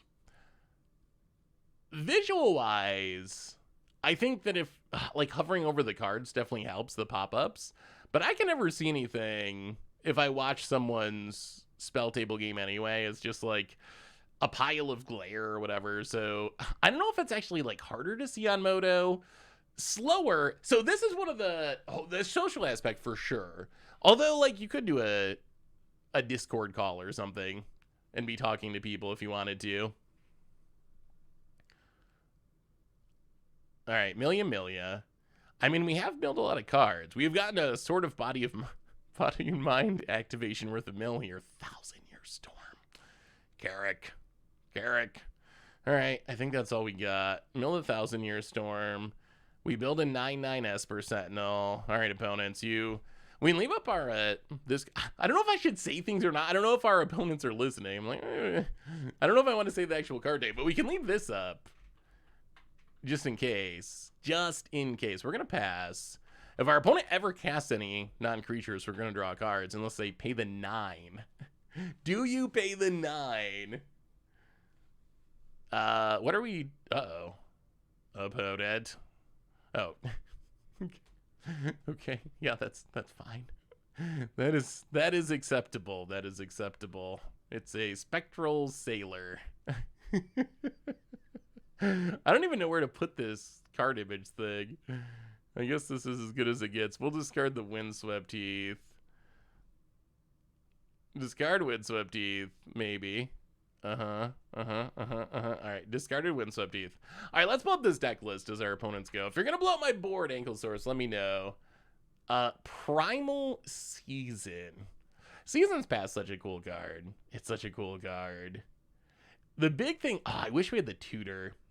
The Dark Petition, really, really good with looping Seasons Past. When I went to build this on Arena, that was the biggest card I was sad that wasn't on Arena. What would I do to help against aggro? Extinction. So you got some sweepers. Maybe. Oh, that's tough. Cultivate Terrace Under, Dryad's Revival, Extinction Event, Titania's Command. That does look like a fun brew. I mean, you could add like Fatal Pushes. Fatal Pushes could help. Just more like kill your thing. I imagine like if you run into some like Agri Prowess style, burn style deck, it's gonna be tough. Gonna be tough to keep up with. Dig Up is actually, I was so hyped about this card. I thought this card was going to be good, and it was not. What do you think about? Yeah, I mean, I was hoping that the preview window would improve viewers' experience, which is why I turned it on. I usually have it off. So my goal was to improve the experience of the viewers, but I don't know if it's actually doing that. Like. You still can't really read the text on Beseiju, and I'm just constantly trying to find a place to put it, so I don't know if it's actually helping at all. Yeah, it doesn't, for me it doesn't do anything, but I also have the power to hover on the cards. About it. Hey, what's up, Rucker? How are you? You would pay the 9? Well, I'm glad you're not in this game, Rucker. My plan is no one pays the 9. Boros Convoke in mono red. Fatal Push. I would probably try to find some 1-mana removal. Shieldred's Edict is good, but it's not always going to get the best creature. All right, I'm actually just going to close the preview window. I don't think it's actually doing anything. Shieldred's Edict is good, but it's always going to get the worst creature. That's the biggest thing that's missing, I would say. Like, there's just not early game targeted removal. So I would probably try to somehow squeeze some fatal... Oh no. Oh no, oh no, oh no, oh no, no, no. Oh no. Did I hit it in time? Oh, is it getting countered anyway? Isolated Watchtower. Alrighty, let's draw some cards since all of our permanents are presumably about to get bounced by this flood of tears. Bounce all non-land permanents, and then our opponent gets to put her permanent from their hand onto the battlefield. The problem with this is, if we sack all of our stuff and then someone counters it, that's actually kind of awkward. I guess we should still do it, right? Like, it's the right thing to do. I think it's the right thing to do. All right, we can't pay. No splash. Oh, I don't know what happened to the splash. Mewtwo for the 5th month. Welcome back to the Fishbowl. Thank you so much for your subscription. Big Soup. Oh, Big Soup cheer for you. Thank you. Thank you. That's a doubling season. Oh, we have so many good cards in hand. All right, we're gonna keep sacking. I wish this Trail of Crumbs would stop triggering because we cannot pay the 1. We cannot pay the 1. Auto yield. Do I go live every day? Normally, at this point, my streaming schedule is Tuesday and Thursday. So only twice a week as far as actual live streams right now. I don't know. Yeah, I'm still trying to figure out the streaming schedule. But that's the current schedule. And stuff on YouTube pretty much daily as well. It's always hard to find the mix. It's hard to find the mix between like streaming, YouTube. It's really weird because just in terms of the number of viewers, YouTube is much more popular than Twitch. But YouTube doesn't have the interaction. That's the one thing. The one thing I love about Twitch is I get to hang out with y'all. We get to have these conversations. So it's crossed my mind of like, yeah, Moto's being a champ at the moment. It's crossed my mind like, would it be wiser if I just dedicated all my time to YouTube? Like, would it be smarter to not stream and just do YouTube since way more people watch on YouTube? But it's hard to give up. It's hard to give up the fun getting to hang out with y'all. I actually am very tempted to start. Yeah, and you can edit it on YouTube and so forth. I have considered streaming on YouTube. That's something that's crossed my mind because it used to be that if you were a Twitch partner, you couldn't stream anyplace else. But then a few months ago, they changed that. So now if you want to stream other places, you can stream other places. So maybe that would be worth it.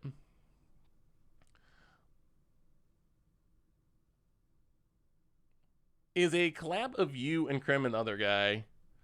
So MTG Goldfish. So Richard started the website like 8 years ago. I came on. I was, I think, the first content creator. I'm the content manager. I came on about a year after the site started, and then Tomer started doing Commander Clash. I think he was the third one. So Tomer does Commander Clash and started doing Commander stuff. Krim, of course, does YouTube stuff, does Commander Clash, and then Phil is the most recent, Brewer's Kitchen. Phil is the most recent addition to the Goldfish team. So the one rule is, Magical Hacker, you still can't stream at both places at the same time. So that is still actually against the rules. I mean, who doesn't love Phil? Phil makes some really good videos. It takes I mean, he's a meticulous, awesome editor. I'm sorry, Anna, she just wrathed my board. I'm not giving you everything. All right, you can choose. Would you like strip mine and here? How about like that? I actually don't know which pile's better here. We'll split them that way. No 4-0 split this time. Yeah, Phil makes awesome videos. The only thing about Phil's videos is it really truly does take him 2 or 3 weeks to make a video. That's one of the pieces of feedback. Definitely have heard the feedback from people of like, we would love to have more Phil videos.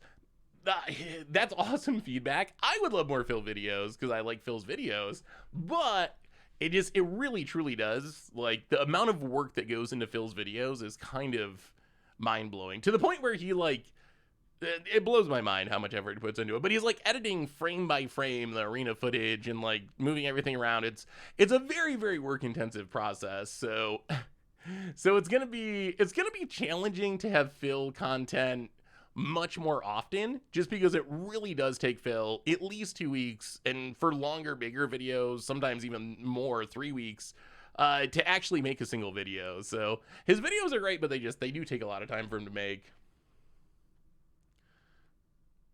Phil said, "Bum, he didn't get to kill you with Lightning Bolt in your last 2 Commander Clashes." Hey, that's on Phil. Phil could have killed me with Lightning Bolt. I can't really blame him though, because I probably would have missed that line too. I probably would have overlooked it. I didn't really pay attention to it at the time. I mean, I guess I didn't have to because I didn't have the Lightning Bolt, but I might have done the same thing. I still can't believe that 48 land ChatGPT deck worked. It was, I thought ChatGPT was just like an idiot and had no idea how to build a Magic deck, but then all the really horrible looking cards that didn't make any sense ended up actually coming through and somehow winning that winning that game, which was just so unlikely. Like the weird Siege Gang commander, Siege Gang lieutenant. Like, why would you play that card? It was so perfect. I've heard from a few creators at this point that even though they could hire editors to increase the amount of videos they produce, they don't feel the same way though. That's definitely a challenge. Yeah, it's definitely. I don't think, especially for someone like Phil, who like editing is one of his biggest talents, I don't think it's possible to just like offload that to someone else and like have someone else do the editing and still have it feel like a Phil video. Like I think a Phil video is a Phil video because Phil edits it. Like as much as it's because he records it and like writes the script or whatever, but it's also like his editing is a huge part of what makes it what it is. It's a little different than like some stuff like a podcast, the Goldfish podcast.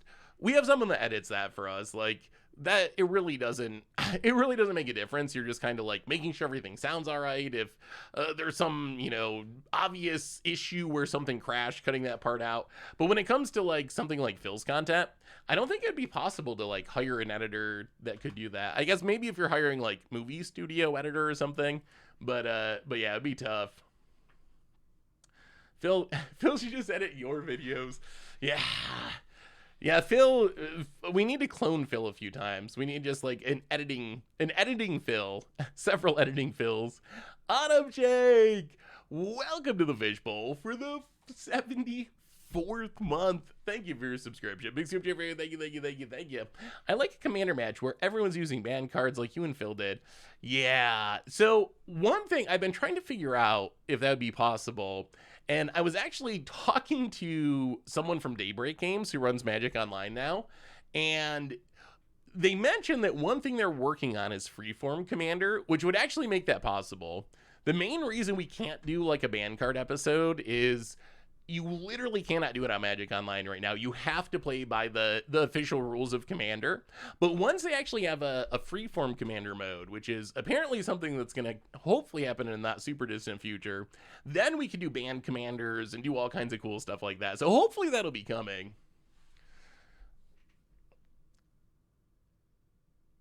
It's like Tim and Eric, the editing is part of it. It really is for Phil's content. It really is.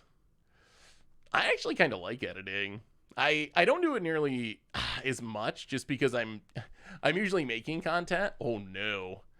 So it's hard to find the time to do all the editing, but when I get a chance, I do like it, the actual process of editing. So what do you think? Also a reminder that our sponsor today's Card Kingdom, if you need some magical cards, you can get them over at cardkingdom.com/MTG Goldfish. So what do you think of the Commander stream idea? Up, down, more or less? Should we do it again? Stick to 60 card formats? Is there any way to improve it? I'm curious of the feedback because we've never done it before. I'd love to see more content with Richard in it. The standard Simic Against Odds Jund video is one of my favorites. Every once in a while, I love it.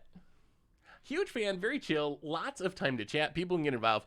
Yeah, the pacing is kind of nice because as other people take the turn, we have time to talk, and then during our turn, we can focus on the gameplay. Wait, we gotta pull up the deck list. Is there a... Yeah, more Historic Brawl. Historic Brawl is another format that is done surprisingly well on YouTube.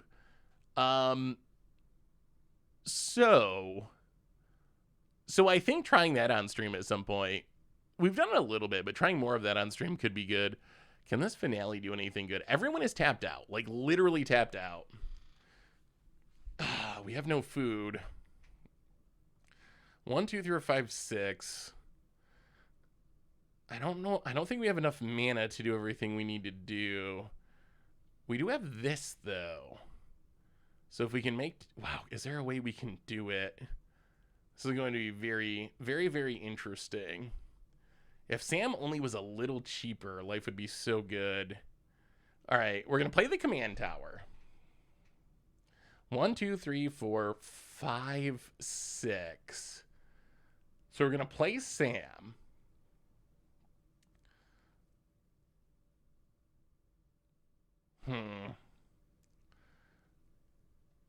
We're going to play Sam again. We're going to play Gilded Goose.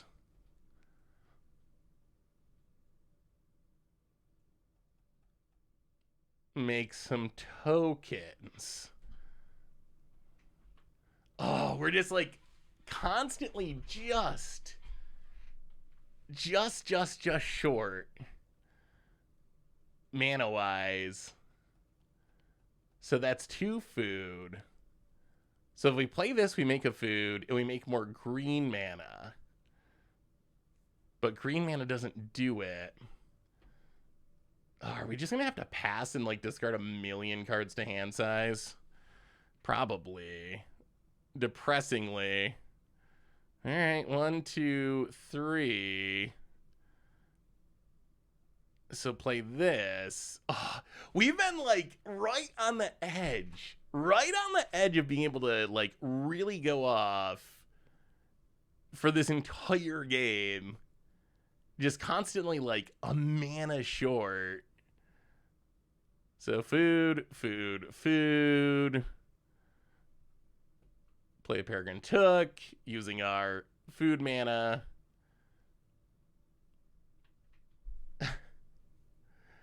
Makes an extra food. If we could get down the payoffs. 1, 2. Tingle Floral Hedron. Make a couple food.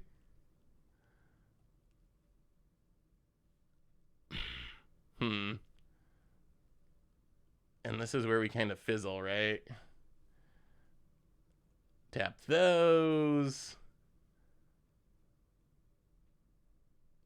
Play an Idol. Oh, I am imagining Weejay wins this turn. That's the issue. Untapping with the all will be one. I'm imagining they probably win. We draw a land. I mean, we're at the point where if we somehow untapped with our board, we would probably win. We would definitely win.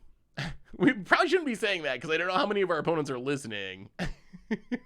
How many of them can hear us, but plug your ears, opponents. Yes, if we untap with this setup, I'm very, very confident we would win the game. Oh boy. I really like this deck. This deck is sweet. It's not, I don't know if it's going to be able to overcome this all will be one here, but this deck is super cool. Discard.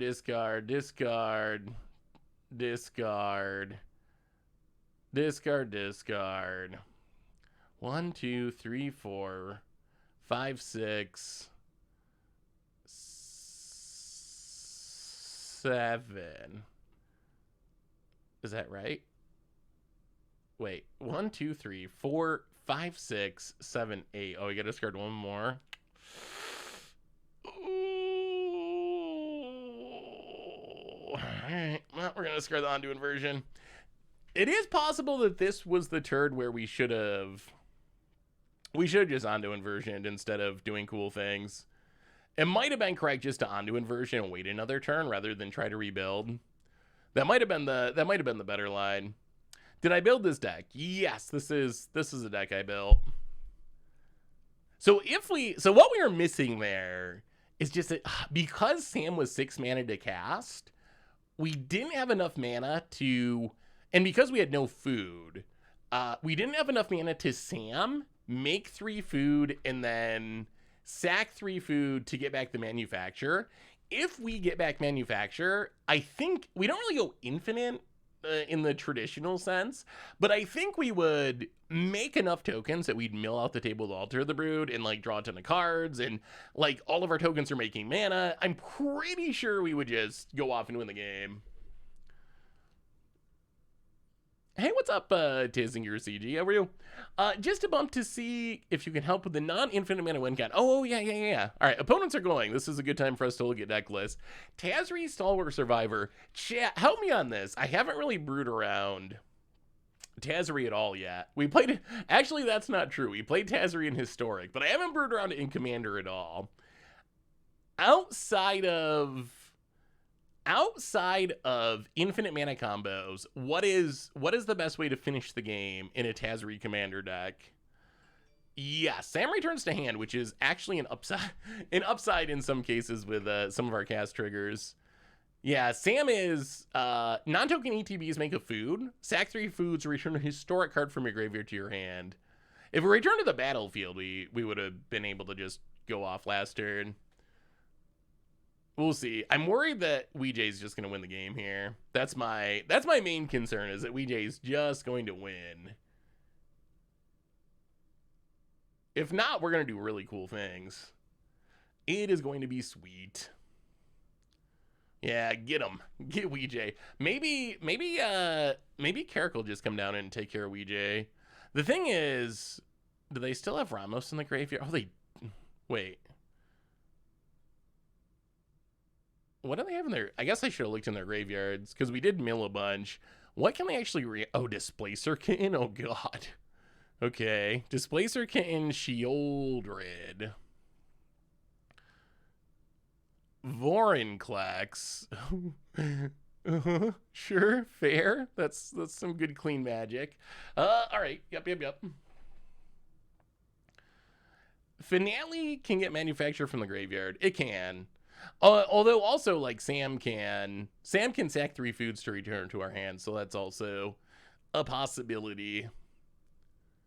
I mean, if we untap, we go off. We, like, really go off. Not convinced we untap with with our board, at least. Not convinced we untap with this reanimating, like, Vorinclex or Displacer Kitten. Displacer Kitten's a scary card. Like, when I see Displacer Kitten, I expect combo and death. I'm fine. Finish game of D&D with friends. How are you? I'm doing well. How was the D&D game? This is the second breakfast deck, basically. About it. Yeah, I don't know. I'd have to think about Tazri. I'm really not sure what the best finisher is that isn't just going infinite. Tazri is such a combo-y style card. The easy answer is just go infinite. I mean, the deck is playing a lot of creatures. You have 37 creatures, so the overrun plan actually isn't. Oh, God. Okay. Well, if Carrick just takes infinite turns, then I guess we don't got to worry about dying to all will be one. So thanks, I guess. Extra turn deck. No. Read ahead. Boo. Oh, our beautiful board.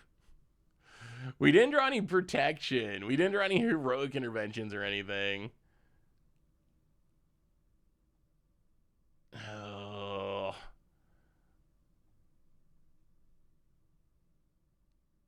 All right, we're gonna leave it in the graveyard this time. I think our plan's got to be get Sam from the graveyard with Finale. That's got to be our best way to rebuild. Get Sam from the graveyard with Finale. Sack food to get back manufacture. Make more food. Sack food to get back Chihira, and hopefully we can rebuild. I think that's a goal anyway.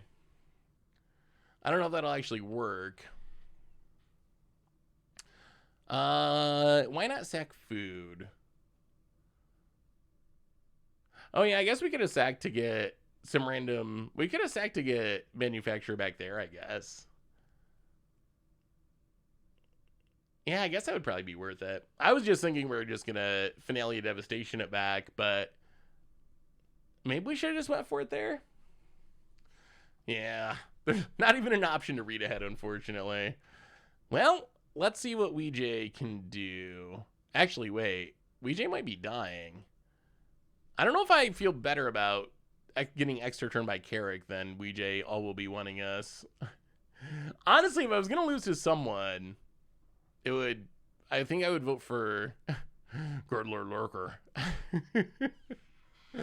The Salamander. If we die to the Salamander, that's fine. I'll take it. It was great. We have a broken lighthouse with teleportation of the second most evil castle of the Shire. So going great, can't complain. Oh, I'm glad it's going well, Tizinger. About it. Yeah, one of the best parts about Magic Online is those weird cards like Angus McKenzie are incredibly cheap. Like Angus McKenzie on Moto, 12 cents. 12 cents. Angus McKenzie in paper. If we go over here, $300. So honestly, if you've never seen Magic Online Commander before, I like it. I think it is especially awesome if you have a play group. Playing with randoms is great, but it can be hit or miss. You'll run into some people who like scoop kind of early in the game, so you just really never know. Eyes of the Watcher. Whenever you cast Answer Sorcery, pay 1, scry 2. That's pretty good with Elgith. But if you have a play group, it's really good. And even just playing random games is also good. Like, you just know that there'll be some that are better than others. But when you add in just like, look at our deck. Like, let's go to just the deck we're playing today. I don't even know if this is a good example because we don't have a lot of like super expensive cards, but let's see. We got so Great Henge, Sylvan Library, Doubling Season, Smothering Tide, Anointed Procession. These are cards that are 20, 30, 50. Who are we beating down? All right, still Ouija. These are really expensive cards in paper. If we switch to Moto, like it's ridiculous. Great Henge, 90 cents. Bootlegger Stash, 20 cents. Sylvan Library, 2 pennies. Doubling Season, 13 cents. Smothering Tide, 31 cents. So a lot of these cards that you're used to seeing these massive price tags on in paper are very close to free. On the other hand, the weird part of Magic Online is the cards that are kind of expensive are the ones that see modern play. So something like a Miria's Call, which is $7 in paper, is actually like $15 on Magic Online, or Esper Sentinel sees modern play, so it's still kind of expensive. But even like the fetch lands, like $2, original dual lands. We have an original dual in our deck. Savannah's $1.50. If we go to tabletop, it's like $350. It's that's one of the hugest upsides, is you can actually do that. Do you turn shit on with random opponents? Is there any policing? So I usually always use chat. I don't have it on now just because it takes up too much room on the screen. And Moto with 4 players is already pretty small. So I just don't want to take up the screen space. My experience with Moto chat, and maybe it's because it's people know my name, so they're on their best behavior or something, which is definitely possible. But my experiences with Moto chat is I have like 10 positive ones for every negative one. You will run into people that have negative ones. But yes, there is policing. You can turn it off if you want to. You can also just have the game log on and not the chat features on. So there's a lot of flexibility as far as how you control chat. So you can just leave it off. There's no reason you have to have it on. There's no benefit to having it on. Nemerson, welcome to the Fishbowl. Thank you so much for your subscription. Big soup, Jeffrey. Thank you. Ever thought of Nahiri's Resolve in the One Ring? Ooh, I do love Nahiri's Resolve. Every time we play that card, it is really, really good. The One Ring's ridiculous. Oh, they're asking about politics. Oh. Yeah, you can politic. You can definitely... Let me see... I don't know why I can't see the... Hang on, where's the... Huh. Oh, I see, it's over here. The battlefield layout's a little bit different. So... Yes, if I turn on the chat, oh, they've actually been, there's been a whole conversation going on in here. Oh, I'm sorry. I apologize, players. Yes. Okay. So for those asking about politicking, yes, it is going on. People are saying things in politicking in the chat. So yes, this would be the main way to politic. You can also send direct messages to the people if you right click their name and have a private chat if you want to say something to part of the table but not the whole table. So that would be the easiest way to do the politicking. But I think I'm still gonna leave the chat off. Just, well, actually, it doesn't eat up that much of the screen, does it? It eats up some. Yeah, I'm probably still just going to leave it off just for the sake of the stream, but... Am I going to Magic Con Barcelona? I'm not. That one's just way too far.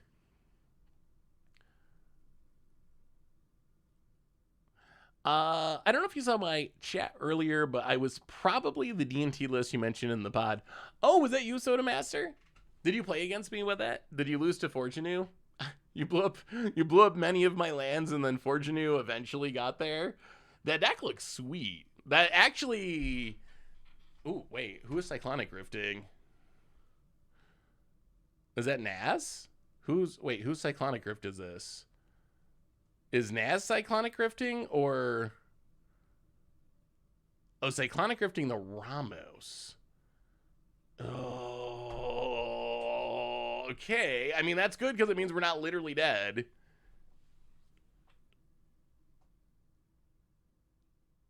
I think. And our opponents are mostly going to be tapped down. Is there a way we can... Oh, is there a way we can win? I don't know if we can do it. We really need to... Oh, this is getting to the late game. Things are slipping away. People are building big boards. This is a late game stage of a game of Commander. Can we win this turn somehow? I don't know if we can. Oh, this is going to be tough. 1, 2, 3, 4, 5. We do have 7 foods. So we need 5 mana. 5 mana. No, 4 mana for Sam. I mean, we're going to go for it. Wait, does this ultimate? Oh, God. Oh. Choose left or right. Each player gains control of all non-land permanents other than Aminatou. Well, they probably don't even want to do that. Do they really want to give away Vorinclex All Will Be One to take food tokens? Probably not. Wait, so all of our food would go here? We would... I don't know. I guess we'll see. Okay, Aminatu's just going to loot. Oh... I mean, people can have interaction. I think there's a chance we can win this turn. I think there's a chance. Chat having a bright white background is the most annoying part of the stream. Yeah, I can improve that for the future. Normally on Moto, the chat's like this, but it covers up part of the battlefield, and I wanted to leave the... I want to have the whole battlefield visible. But if we do Commander again in the future, I'll try to come up with a better way of doing it. What are others in chat saying? My hands are moving on their own. I can't help it. That was the best. Love drawing cards. This is a very friendly, maybe should I be interacting with the chat? Maybe I should be. There's no stream mode because I just left the chat off, so we would have as big a screen as possible, but maybe we need to have the chat on. All right, well, we're live. We are live. Naz and Weijie fighting it out to the bitter end. Anklesore just chilling with their Unesh. I feel like this is a game where Anklesore could win. I feel like Anklesore is in the most Richardy position of just like kind of floating below the radar, drawing some cards, stacking up the Bynithasas, the bird card draw, and then out of the blue, Weijie and Nasmith get each other low, and then Unesh sneaks in and takes it down. That is true. Actually, can I? Can you move chat? I know you can pop out graveyards. I don't know if you can actually pop chat out, though.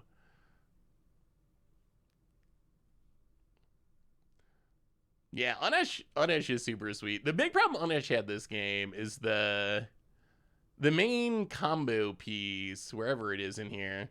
Well, Masswood Nexus got milled, and Xenograph got countered. So there's never a way to turn everything into Sphinxes. Well, here we go. We're going for it. I don't know if it's going to work. There could be interaction. But 1, 2, 3, and 1, 2, 3, and 4. Finale of Devastation. X2.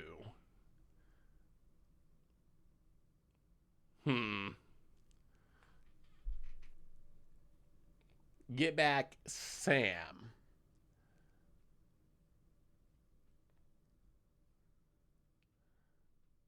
Finale of Devastation. So return Sam. Hopefully, if this doesn't work, we're very sad.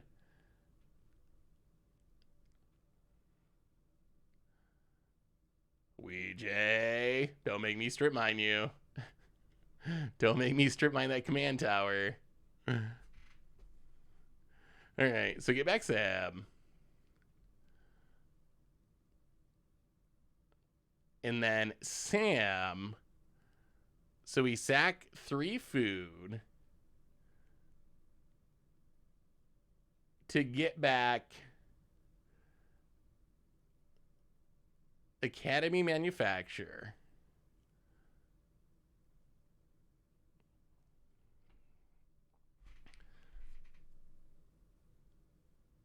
Okay, reassembling. I mean, Sam reassembling the combo is actually pretty big.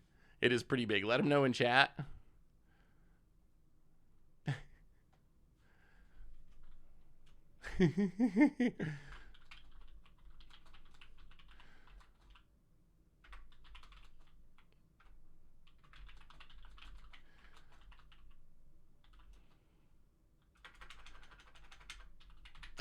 All right, I'll let him know. I'll give him the threat, the strip mine threat.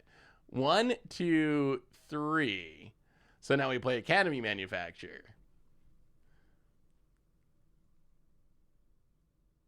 Strip mine. Oh, ankle sore. I was just saying nice things about you, ankle sore. I was just saying nice things about you. Oh, ankle sore. All right, we have protection and ephemerate. Well, I guess we knew about this, didn't we? Because we saw it off the Factor Fiction. All right, let's blink it real quick. We do need the Sam to live. That is a part of our plan. Ephemerate. Ankle sore. Ankle sore. Just let it go. We're just trying to do Hobbit things. We're just doing Hobbit things. Don't worry about it. All right, so blink the Sam to survive the rapid hybridization. Academy Manufacturer comes down. It triggers the Sam. Well, there goes our one piece of protection, unfortunately.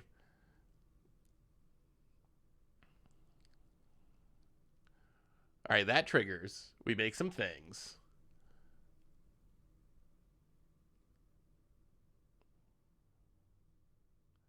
So we get a food, actually a food, a clue, and a treasure. We're once again running out of mana of other colors and also creatures. Yeah, I don't know if we can actually reassemble the entire win from here. We need to just keep, like, making food and getting things back from the graveyard. I don't know if it's enough to actually win, though. How does Parallel Lives work with Academy Manufacturer? You basically get, if you stack it properly, the 2 replacement effects, you will get 2 of each of those types. So you get 2 food, 2 treasures, 2 clues. So we do get a treasure here. Are they? I should look at chat. Maybe they're chatting about things.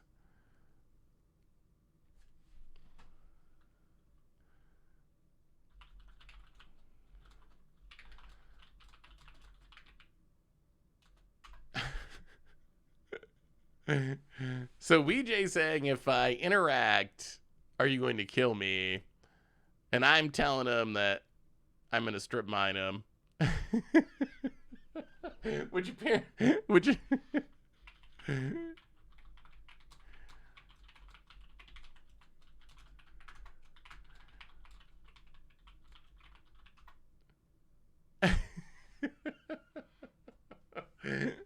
it worked. The strip mine threat actually got the interaction to back off for now. Although, we'll see. We'll see if that actually matters. So, Sam, now we need Jarina. Sack, sack, sack. I mean, there's still windows for this interaction to take place. Like, now. Oh, we had all these pieces on the battlefield last turn. So this is, well, oh no. Oh god, we have to tap the strip mine. We have to tap the strip mine. Our politicking. We don't have a choice. Wait, okay, we could draw a card. We could draw a card with this item. We made a token, right? Boom. Draw a card. Oh no. If I have to tap the strip mine, my politicking all falls apart. It's over. It's over. The gaffer. Okay, that doesn't save us.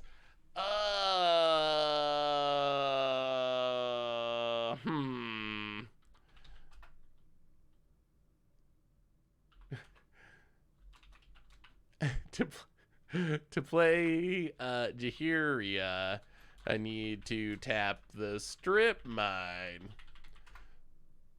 So my politicking has failed.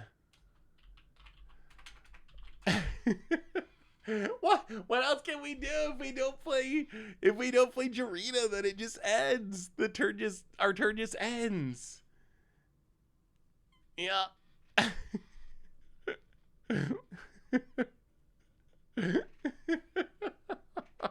So we just pass? Are we just gonna pass to leave up the strip mine for the sake of our politicking? Is that where we're at? Is that really where we're at? Oh, you know what we can do? What about this? Haha, new plan. Boom, boom, boom. I mean, we still fizzle. Ugh. Just play Jaheira. I think if I play Jaheira, they interact. We got to go for it, though. Like, what else are we going to do? Like, there's not really another option here, unfortunately. Wait, what did I do wrong? Where is... Okay, 1, 2, 3. We're going to... I mean, we got to do it. Yes. We will play this card. Pay no mind, opponents. Well, this is your window. If you're going to stop us, this is the time to do it because we are completely tapped out. This is your time. Honestly, you should do it. Like, if you can stop it, you should stop it. The strip mine is tapped, so you're safe. Yeah. I mean, we have to go for it, though, right?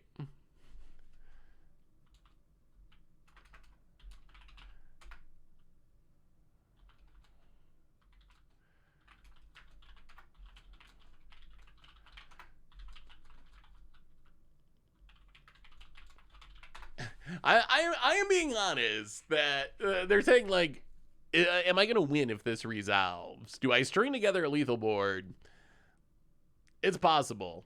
Like, we could string together a lethal board. If you can interact, you should interact with it. Like, that is the correct way to do it. Like, the strip mine's tapped. The strip mine's tapped. Get him. Exactly. Exactly. The strip mine's tapped. You're safe. Although the strip mine does remember. I'm just saying, like, the strip mine will untap at some point, and I will remember who interacted with my Academy manufacturer. Strip mine never forgets. Hey, Seth, I've been working on a budget deck you might want to look at. Currently climbing the ladder with the artist and ranked in platinum. Sideboard cards are a list of maybe cards. Marja, Oh. Okay. Well. Huh. Okay. Okay. Well, that's awkward. Our tokens make green mana now. That's cool. So we can play a Trail of Crumbs? I guess we leave the food up. Play a Trail of Crumbs for 1-ish mana. I guess we should have played the Altar of the Brood first, probably. Actually, I don't even know. Do we even get another turn? There's a Vorinclex and an All Will Be one. I would be surprised if there's another turn. Maybe Anklesaur will save the day. and deal with all these broken things. You know, do we even play altar? I don't even think we play altar. All right, go ahead. That's what we got. Oh, well, I mean, somehow the hobbits have kind of had to be dealt with. Like, we've been wrathed multiple times, and Sam just keeps reassembling. Honestly, we haven't seen the deck fully go off, but I think that's kind of a good thing because we're seeing, like, the deck's power to fight through interaction and still be, like, doing its thing and being able to stay in the game. So in some ways, I'm impressed with this because I know, like, when you stick all the pieces, it's going to go off and make a million tokens. Like, there's no doubt about that. I know that's going to happen. The question is, what happens when things go wrong? What happens if people are interacting? What if your board's getting wrathed repeatedly? Can you still stay in the game? And it seems like this game is answering yes. Like, there's been a lot of disruption, and somehow the Hobbit is still keeping up with the rest of the table, which is, I think that's good overall. Like, overall, that's actually making me more impressed with the power level of this deck in some ways. Oh, yeah, we just got to live till the next turn so we can strip mine, Weejay, for phasing out our Academy manufacturer. I mean, I assume this means we're about to die. If we don't die, then we untap with all of our pieces again, which would be sweet. Oh, what did you think of the deck yesterday for Budget Magic, Ruger? A couple of people have pointed out that it was almost an Artisan deck. It wasn't quite. There were 14 rares, so it wasn't quite an Artisan deck, but I think it could be an Artisan deck. Ooh, Nazgul's. Budget tribal. Nazgul's is interesting. Nazgul's, I think, is going to be next week's Against the Odds deck, it looks like. I saw a video, I think Jim Davis made it, that was playing all the Nazgul's in Historic, and oh no, what happened? Everything, avert your eyes. The desktop is perhaps slightly cluttered because of a video I've been working on. And I was impressed by how much I hadn't really thought through that they each trigger when the ring tempts you, which means if you get 2 or 3 Nazguls, they actually grow really quickly. Like, if you Coco and hit 2 of them, they're going to see each other and each grow each other from the ring tempting you and be 3 4s, and the next time the ring tempts you, they each grow each other again, and they end up like 5 6s. So they do actually grow much faster than I thought. The Nazguls are actually, I don't want to say they're good, but they're actually a lot more impressive than I expected them to be.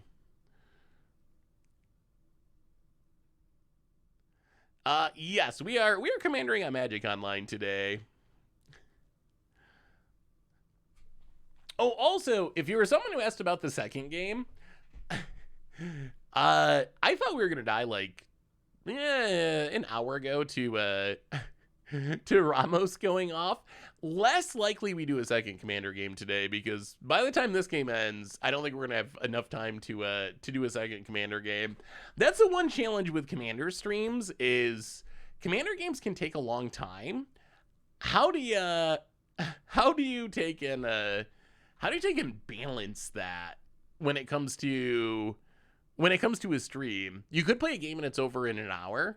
You could play our last Commander Clash was 4 hours. 4 hours! Like, literally, it was the longest Commander Clash of all time. That's why I missed the stream last Thursday. I missed the stream last Thursday because our scheduled start time for Commander Clash was 1 Eastern, which gives me 4 hours until the stream. So usually, worst case, Commander Clash goes like 3 hours, and then I have an hour to, like, get Bear, take him out, get some food, do the stream. That game, we started a little bit late because people were getting organized, and then the game was still going at stream time because it was a 4-hour game. It was a 4-hour game. Yeah, that Commander Clash will be the one coming out on Friday. It's very thematic, though, because we were playing, it was a Lord of the Rings themed game, so I guess it makes sense that it was the longest game of all time. Do you know about the Erodadrobic Ring Wraith sack combo? Wait, Ring Wraith? I know about Erodadrobic. What is the actual name of Ring Wraith? Just Ring Wraiths? I know about Erodadrobic Boromir combo. I haven't seen this one. So Erodadrobic Ring Wraiths. When ETB, you start a creature opponent controls gets -3/-3 until the turn. That creature's legendary's controller loses 3 life. When the ring temps, you return Ring Race from your graveyard to your hand. Wait, how does that work? So Ring Race, so you turn Ring Wraith into a legend with the ring tempting you. Okay, so it's basically a Boromir combo. Yeah, Rotodropic does crazy things with the ring mechanic, turning something legendary. So if you have a sack outlet Rotodropic in this, you turn the Ring Race legendary, so it works with Rotodropic. You sacrifice it, you drain your opponent, you kill their thing, and then Rotodropic will make a copy, the ring tempting you. Oh wait, this doesn't let the ring tempt you though. Wait, does this actually work? Because the ring doesn't tempt you. Actually, I'm not sure how this one works. Yeah, because the ring only tempts you. It doesn't make the ring tempt you at all. I know Boromir works. I guess we should be watching our game. You need an additional way to be tempted by the ring. Yeah. Then it should work. Yeah, Nazgul. Oh, maybe that's... Maybe they didn't mean literally ring raise. Maybe they meant Nazguls. That actually makes sense. Yes, Nazguls. When ETBs the ring tempts you, the combo works with Nazguls. So maybe that's what the comment was actually meaning, was comboing with Nazguls, not literally ring raise. That makes way more sense. Yeah, Nazguls the combo does work, because so the ring tempts you to make it legendary. You sacrifice it to whatever sack outlet. That'll let Rotodropic make a copy of it. When the copy ETBs, the ring will tempt you, which will let you make the new one legendary, so it'll work with the Rotodropic. Sack it again, sack it again, sack it again. Keep going. Chain reaction. This Jaheira just will not live. It will not live. Although do we survive? Like, killing the Jaheira's fine. It kills the Vorinclex. Okay, that makes some sense. All right. Wow, this has been a wild game. I'm actually like kind of amazed how this game has kept going. Yeah, the Clash is... What have you thought of the first few episodes of Clash? How do you like the new intros? I've seen some mixed feedback. So I know some people have expressed that they don't really like the new intros. Here's my thinking on the new intros. My thinking is, I feel like the best part of Commander Clash is the game. And I think that... So the goal was basically to get to the game sooner. So that was the goal of the new intros, is can we, because a lot of times, like in previous seasons, by the time the game actually started, it would be like 10 minutes into the video or something, because we just kind of meander around through the intros, and then eventually we get to the game. So the goal was, can we get to the game sooner? Can we start the game like 2 minutes into the video instead of 10 minutes into the video? And then from there is where the structure of the new intros ended up taking place. So it's certainly a lot faster, but the goal was to make it faster so we could actually get into the gameplay sooner. AJK Mark for the 44th month. Welcome to the Fishbowl. Thank you so much for your subscription. Big super for you. Thank you. Yeah, I mean, we're still working out some of the... One of the things people said is like the little like circles around people's faces are kind of like zoomed in a little bit, and it would be better if it was zoomed out a little bit. So some of those things around the edges we're definitely working on. The intros are good because they get to the game sooner. You need to continue to hype while the game is well, I think. Yeah, that's good feedback. The Clash on. Yeah, we didn't say Clash on during our stream today. I love hating on the Clash on. I mean, the Clash on's great. I mostly like memeing on it at this point because it is definitely super cheesy. It's like so cheesy, but sometimes cheesy things are good, right? Oh, this again, Invasion of Chandler. Wait. Oh no, it's just ankle sore? Okay, are we getting another shot at this?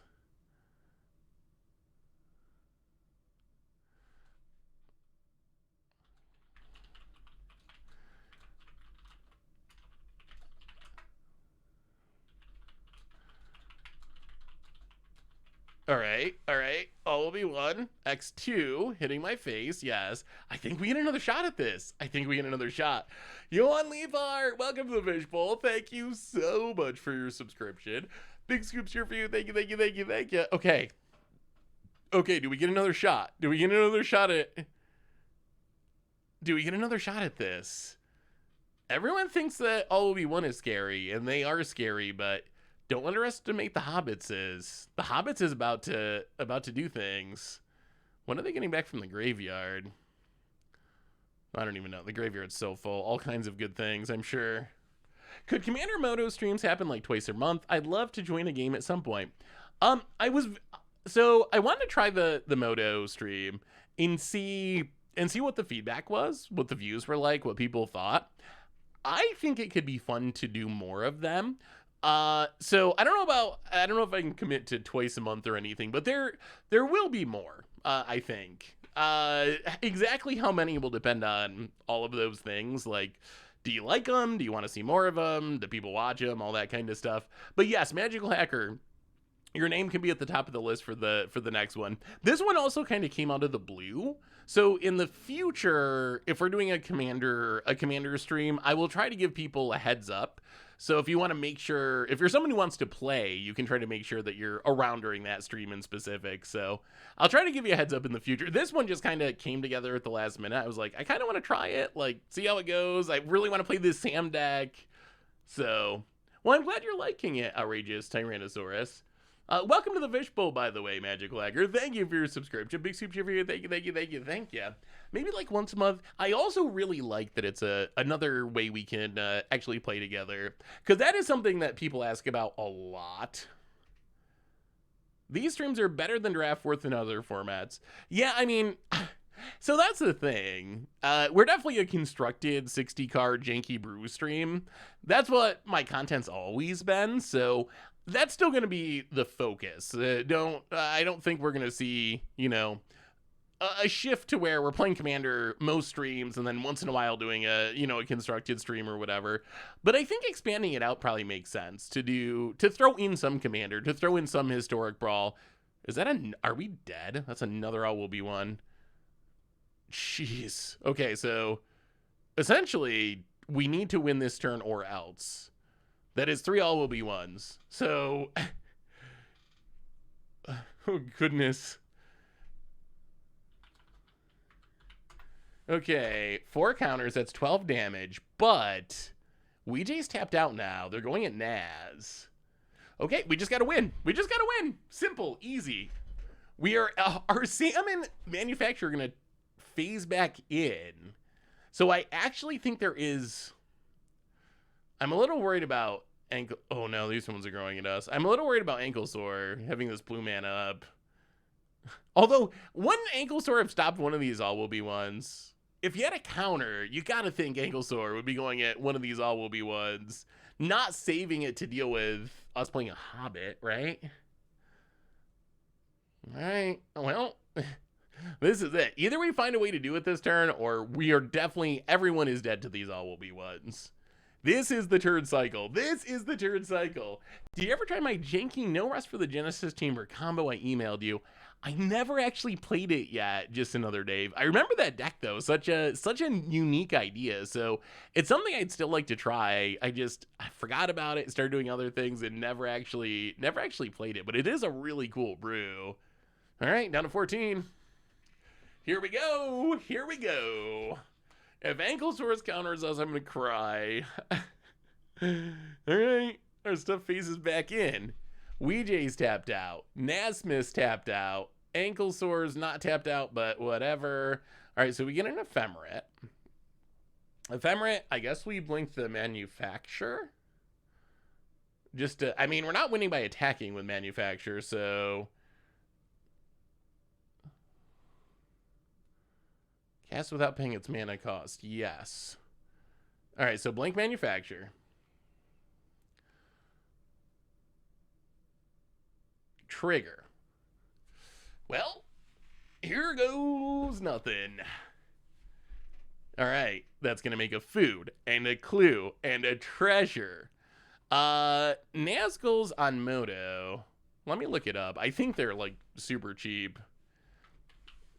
On Moto, Nazguls are 10 cents, depending on the version. Most expensive versions, 20 cents. So yeah, between 10 and 20 cents.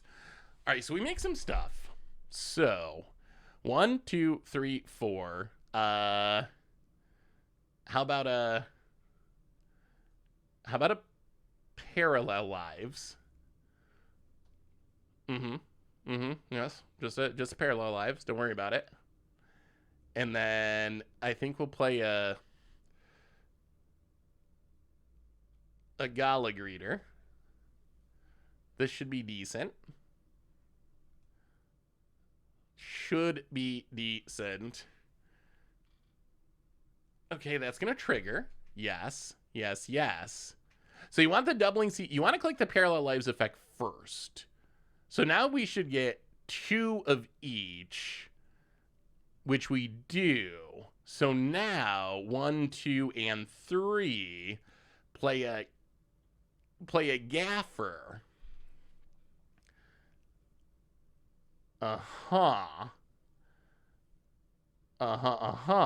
Trigger. We will make a treasure. That'll trigger Sam. Oh, come on. Let's see if we can pull this off. Parallel lives. Academy manufacturer. Make a bunch of tokens. Yep. Or we might be able to do it. We might actually be able to do it. Then we make a treasure. So we have 5 treasures. We have 1 land, except we're going to make more because of the Gala Greeter. Okay. I mean, we can get back to Jaheira. So sacrifice 3 foods to get back Jaheira. I mean, at this point, we should be able to get back our graveyard pretty much, right? So get back to Jaheira. I think we're doing it. I think it's coming together. Trail of Crumbs. We're going to say no for now. Just don't crash on us, Moto. Don't crash on us. No. Jaheira returns. Yup. Jaheira comes back. We will sack 2 treasures. Play Jaheira. At some point, we do need to play this Altar of the Brood. That's our main win con.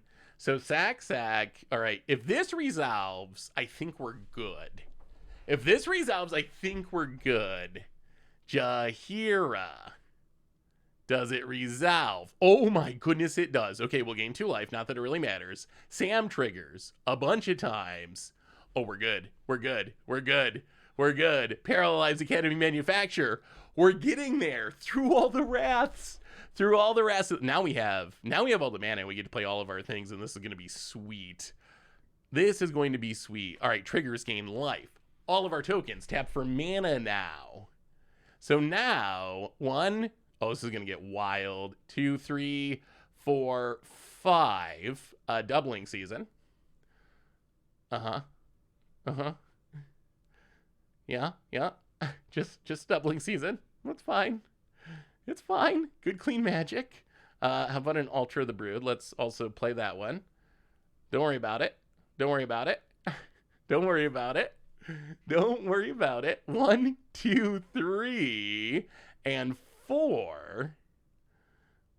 Panharmonicon. Run that out. Oh, this deck is sweet. Okay. Milieu. I think we can do it. We have our combo piece in hand, the Battle of Bywater, which I think breaks Moto if we cast it. I'm pretty sure it breaks Moto. So now we get back Peregrine Took. Sack. Sam is incredibly powerful. The fact that we can just get everything back from the graveyard that we need to pull off our synergies it's kind of absurd. Like, it is kind of actually really straight up absurd. And now we can, we got the Trail of Crumbs too. Oh my God, that's Hellish Norn. Oh my goodness. Okay. Yes, we will take an Hellish Norn. We'll tap a Clue. Yes. Oh, this is, okay. Oh, okay, we're gonna stop big. We're gonna do it. We're gonna do it. Oh, this is gonna be sweet. We're either gonna win or we're gonna break Moto. There's no middle ground here. Those are the two things that can happen. Either we are going to win the game or Moto is going to die. Because here's what we do. So we tap these, make some green mana, play Peregrine Took. Will Moto survive? Yeah, I think this is better than the Abzan version. If you want to do the food synergies, I think this Sam is better than Sam Frodo. Like if this is what you want to do, this is I think the best commander to do it, cuz Sam is actually ridiculous. Like if you've been here watching this entire game, this is a huge testament to what Sam can do. Because like I said, like our opponents have been interacting. They have been wrathing our board. They know that Sam is something they're like got to be aware of, and Sam is just good enough to fight through it. Yeah, we have, so right now, creature ETBs makes a food. Oh god, we can see them all here. So we have Doubling Season, Parallel Lives, Peregrine Took, if we make a token, we get that many plus an extra food, and then Academy Manufacturer, I don't even know what's going to happen here. We get one of each. This should be good. It should be good, I think. I think all we actually have to do is, if Moto doesn't crash, is just cast Battle of Bywater and we win, right? Like, Battle of Bywater makes a food for each creature we control, which is going to be more food. More food than has ever existed in Middle-earth. I don't know if is Moto going to let us do this? It doesn't seem to want to resolve this last ability. Yes, we have clicked the replacement effect. Yes. Oh, did we break Moto's brain? We might have broke it. After all this, is that how it ends with Moto breaking? Is that the end? Is that the end? Come, I'm clicking. I'm clicking. I'm sorry, opponents. I'm trying.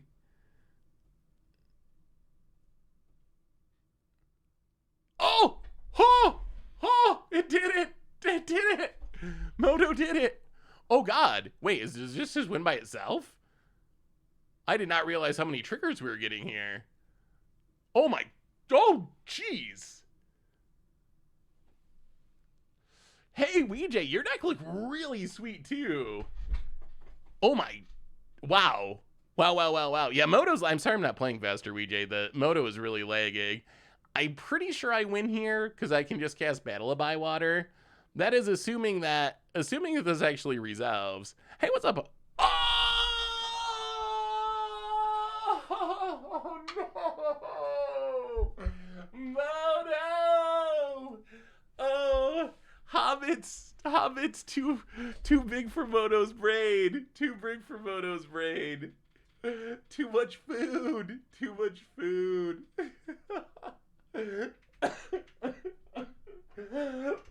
Oh man. I mean, we were gonna win that turn. We were gonna win. Now we get to watch the game in replay mode. I mean, so yes. I will say, so I actually am very sad. This is the first time we tried a commander stream. Yes, if anyone who was on the stream, if you want to put your deck list in chat, some people are asking, Weejay, your deck, we're going to actually pull up other people's decks on stream and then we'll talk about our deck. This was Weejay's deck. Weejay, you jumped off to a fast start. You had the early Ramos, making 10 extra mana. I thought you were going to run away with the game, honestly. I was thinking the game was going to end like an hour ago with you running away with Ramos. But Naz and also Anklesaurus were able to kind of keep you in check a little bit, keep the game going. This is a really, really cool build of Ramos. The battles were really sweet. The blink synergies were incredibly scary. Like, your board was... I was talking about how our deck was dealt with and recovered and still did its thing. Your deck was also kind of arch enemy most of the game, and it just kept chugging along. Like, eventually, triple all will be won. If I didn't win that game that turn, you would have won that game the following turn. I'm like 99% sure. So yeah, that was actually very, very, very, very impressive performance for all will be battles. So there's that deck. There's the battle deck if you want to check it out. Definitely a sweet one. As far as our deck, so on one hand, I'm disappointed that our first Commander stream ended with a Moto win. That is a little disappointing. Just because I know some people have never seen Magic Online Commander before, and I don't want that to be their impression of Magic Online Commander.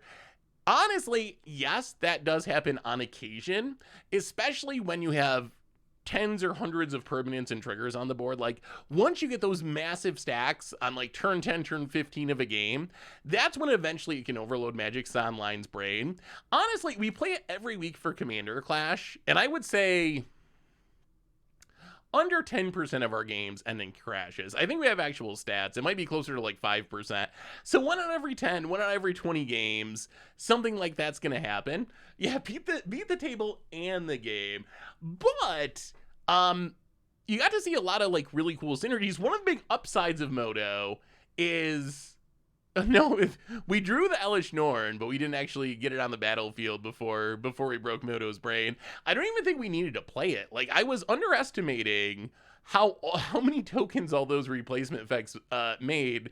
I was thinking we were just gonna make like 5 tokens or something, but no, we had like 20 Ultra the Brood triggers. So you got to see most of what the deck's trying to do.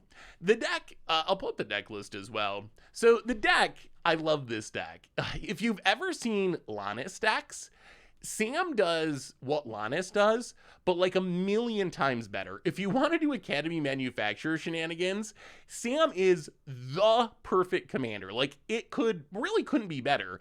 It does what Lannis does by giving you a token when a creature ETBs, which is huge. More importantly, as we saw in our game, it lets you reassemble your combo pieces. Every single important piece, the Academy Manufacturer, the Peregrine Tooks, the Elish Norns, the Panharmonicons, they're all historic permanents. So we kept getting our board Wrath, and Sam would just come down for 6 mana or 8 mana, and it would put the pieces back together. We'd get our pieces back out of the graveyard, reassemble the combo. It is a really, really cool, super explosive commander. I find it very, very fun. The downside is, if you go too deep on Moto, you'll break it. On the other hand, there's no way I would have played this properly in paper. Like, if I was playing this in paper, there's no way I would manage all those replacement effects properly and make the right number of triggers, right number of tokens. It's just not going to happen. It's too big for my brain.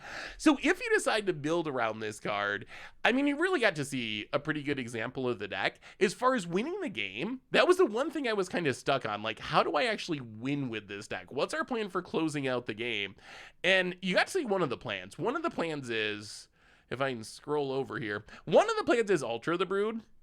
That was going to be our finisher that game. When a permanent ETBs, you mill each opponent for a card. We can find it with Urza Saga if we have to, or Enlightened Tutor. And then eventually we just make so many tokens with Mondrak and Parallel Lives and Doubling Season and the Sam synergies that we just mill everyone out in one turn. So that's the one big plan. We didn't see Great Aurora. Great Aurora is our other plan. The other kind of sneaky plan, and I didn't go all in on this, we have Gonti's Aetherheart, which is actually, I think, a really good card in this deck because it's a colorless next turn spell. When an artifact ETBs, we get 2 energy, and then we pay 8 energy, exile it, take an extra turn. So at one point, I had like Felidar Sovereign and some of the, like, if you have a bunch of life, you win a game effect, you win the game effects in the deck. Gonti's Aetherheart lets you get those right away. You play this, you have all the tokens come into play, it powers up your energy, you get the extra turn, play the win the game card, pass to your upkeep, win the game. The other thing Gonti's Aetherheart does is we can just make a big board full of tokens, make a huge Treebeard, like gain a bunch of life, and then just one-shot people with combat damage. So I think the deck's actually really sweet. I enjoyed it. Did we win? Technically wait, is this game, what is happening? Oh, this is, wait, well, the game, I have never seen, what, I'm doing this up.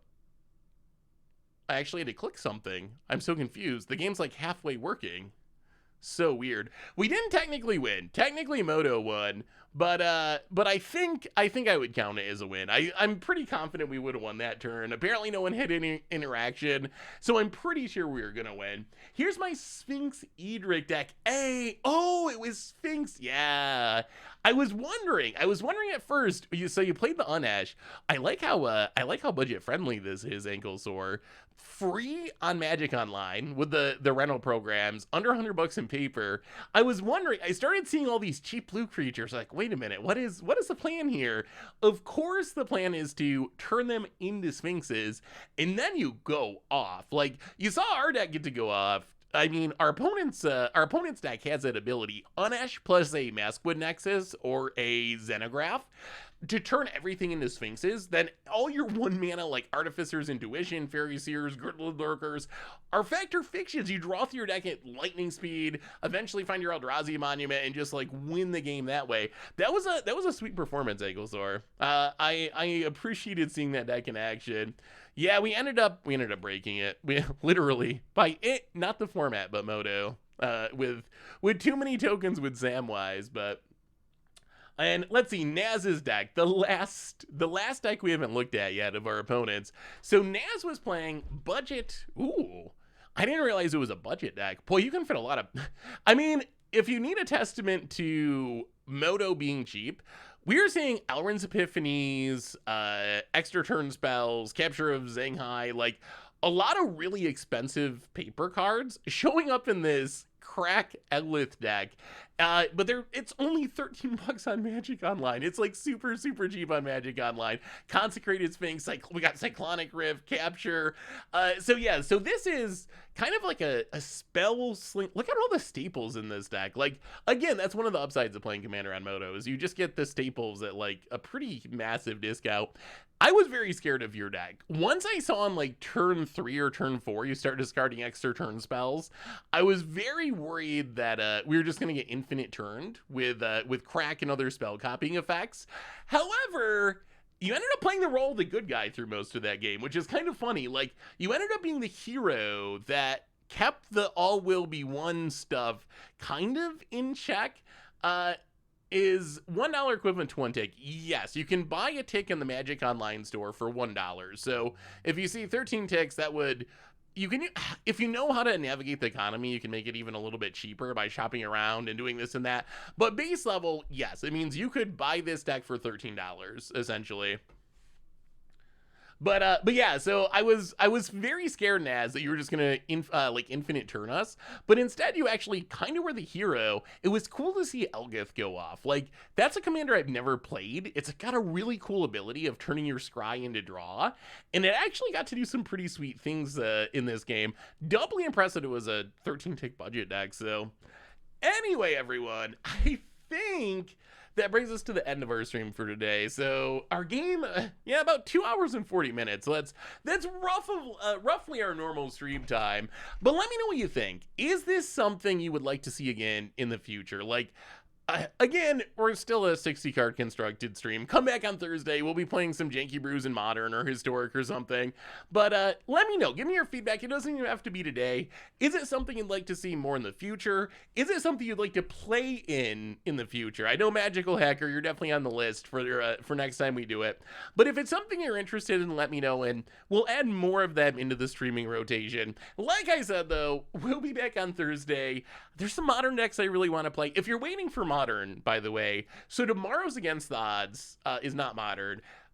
Much of Brew on Friday is Modern, and there's going to be some other Modern decks that I'm in process of recording coming up. So don't worry, there's a lot more Modern coming on the YouTube in specific. Not a fan of compared to Constructed, but it's fun. Yeah, I figured there's going to be some people who it's just not for. Some people don't really play Commander.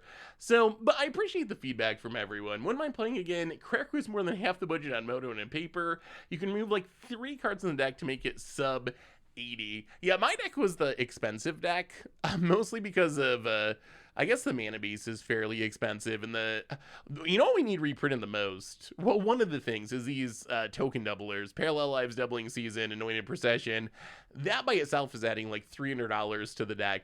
A lot of the core of the deck and the Lord of the Rings cards are not actually expensive, but the token doubler cards in the Great Henge in the Mana Base just really up the price. But anyway, everyone, Snow Queen of Hoth, thank you for the raid, although I think I'll be passing you along shortly. We're just wrapping up our Commander game for today, but hopefully you had a wonderful stream. Thank you so much for the raid. Anyway, everyone, reminders on the way out the door. Replay YouTube, that's where you can find the old streams, including this one in the future. Normal YouTube, Against Odds tomorrow. It's a pretty funny deck. Definitely check that out. And one more reminder that our sponsor today is Card Kingdom. And if you need any of the cards we played today, in my deck or any of the opponent's decks, you can snag them all over at cardkingdom.com/mtggoldfish and even get a free goldfish sticker. Just let them know you want one in your order notes and they'll hook you up. Most importantly, thank you to all of you. Y'all are amazing and awesome and spectacular. Thanks for hanging out, trying something different, trying some Commander, something we don't normally do. Again, if you're a fan of Modern or Historic or 60 card formats, we'll be playing those on Thursday. So come back Thursday, normal time. We'll have some fun playing some 60 card Magic. So until then, everyone, have a great day, a wonderful afternoon. I love y'all, and yeah, I'll see you on Thursday.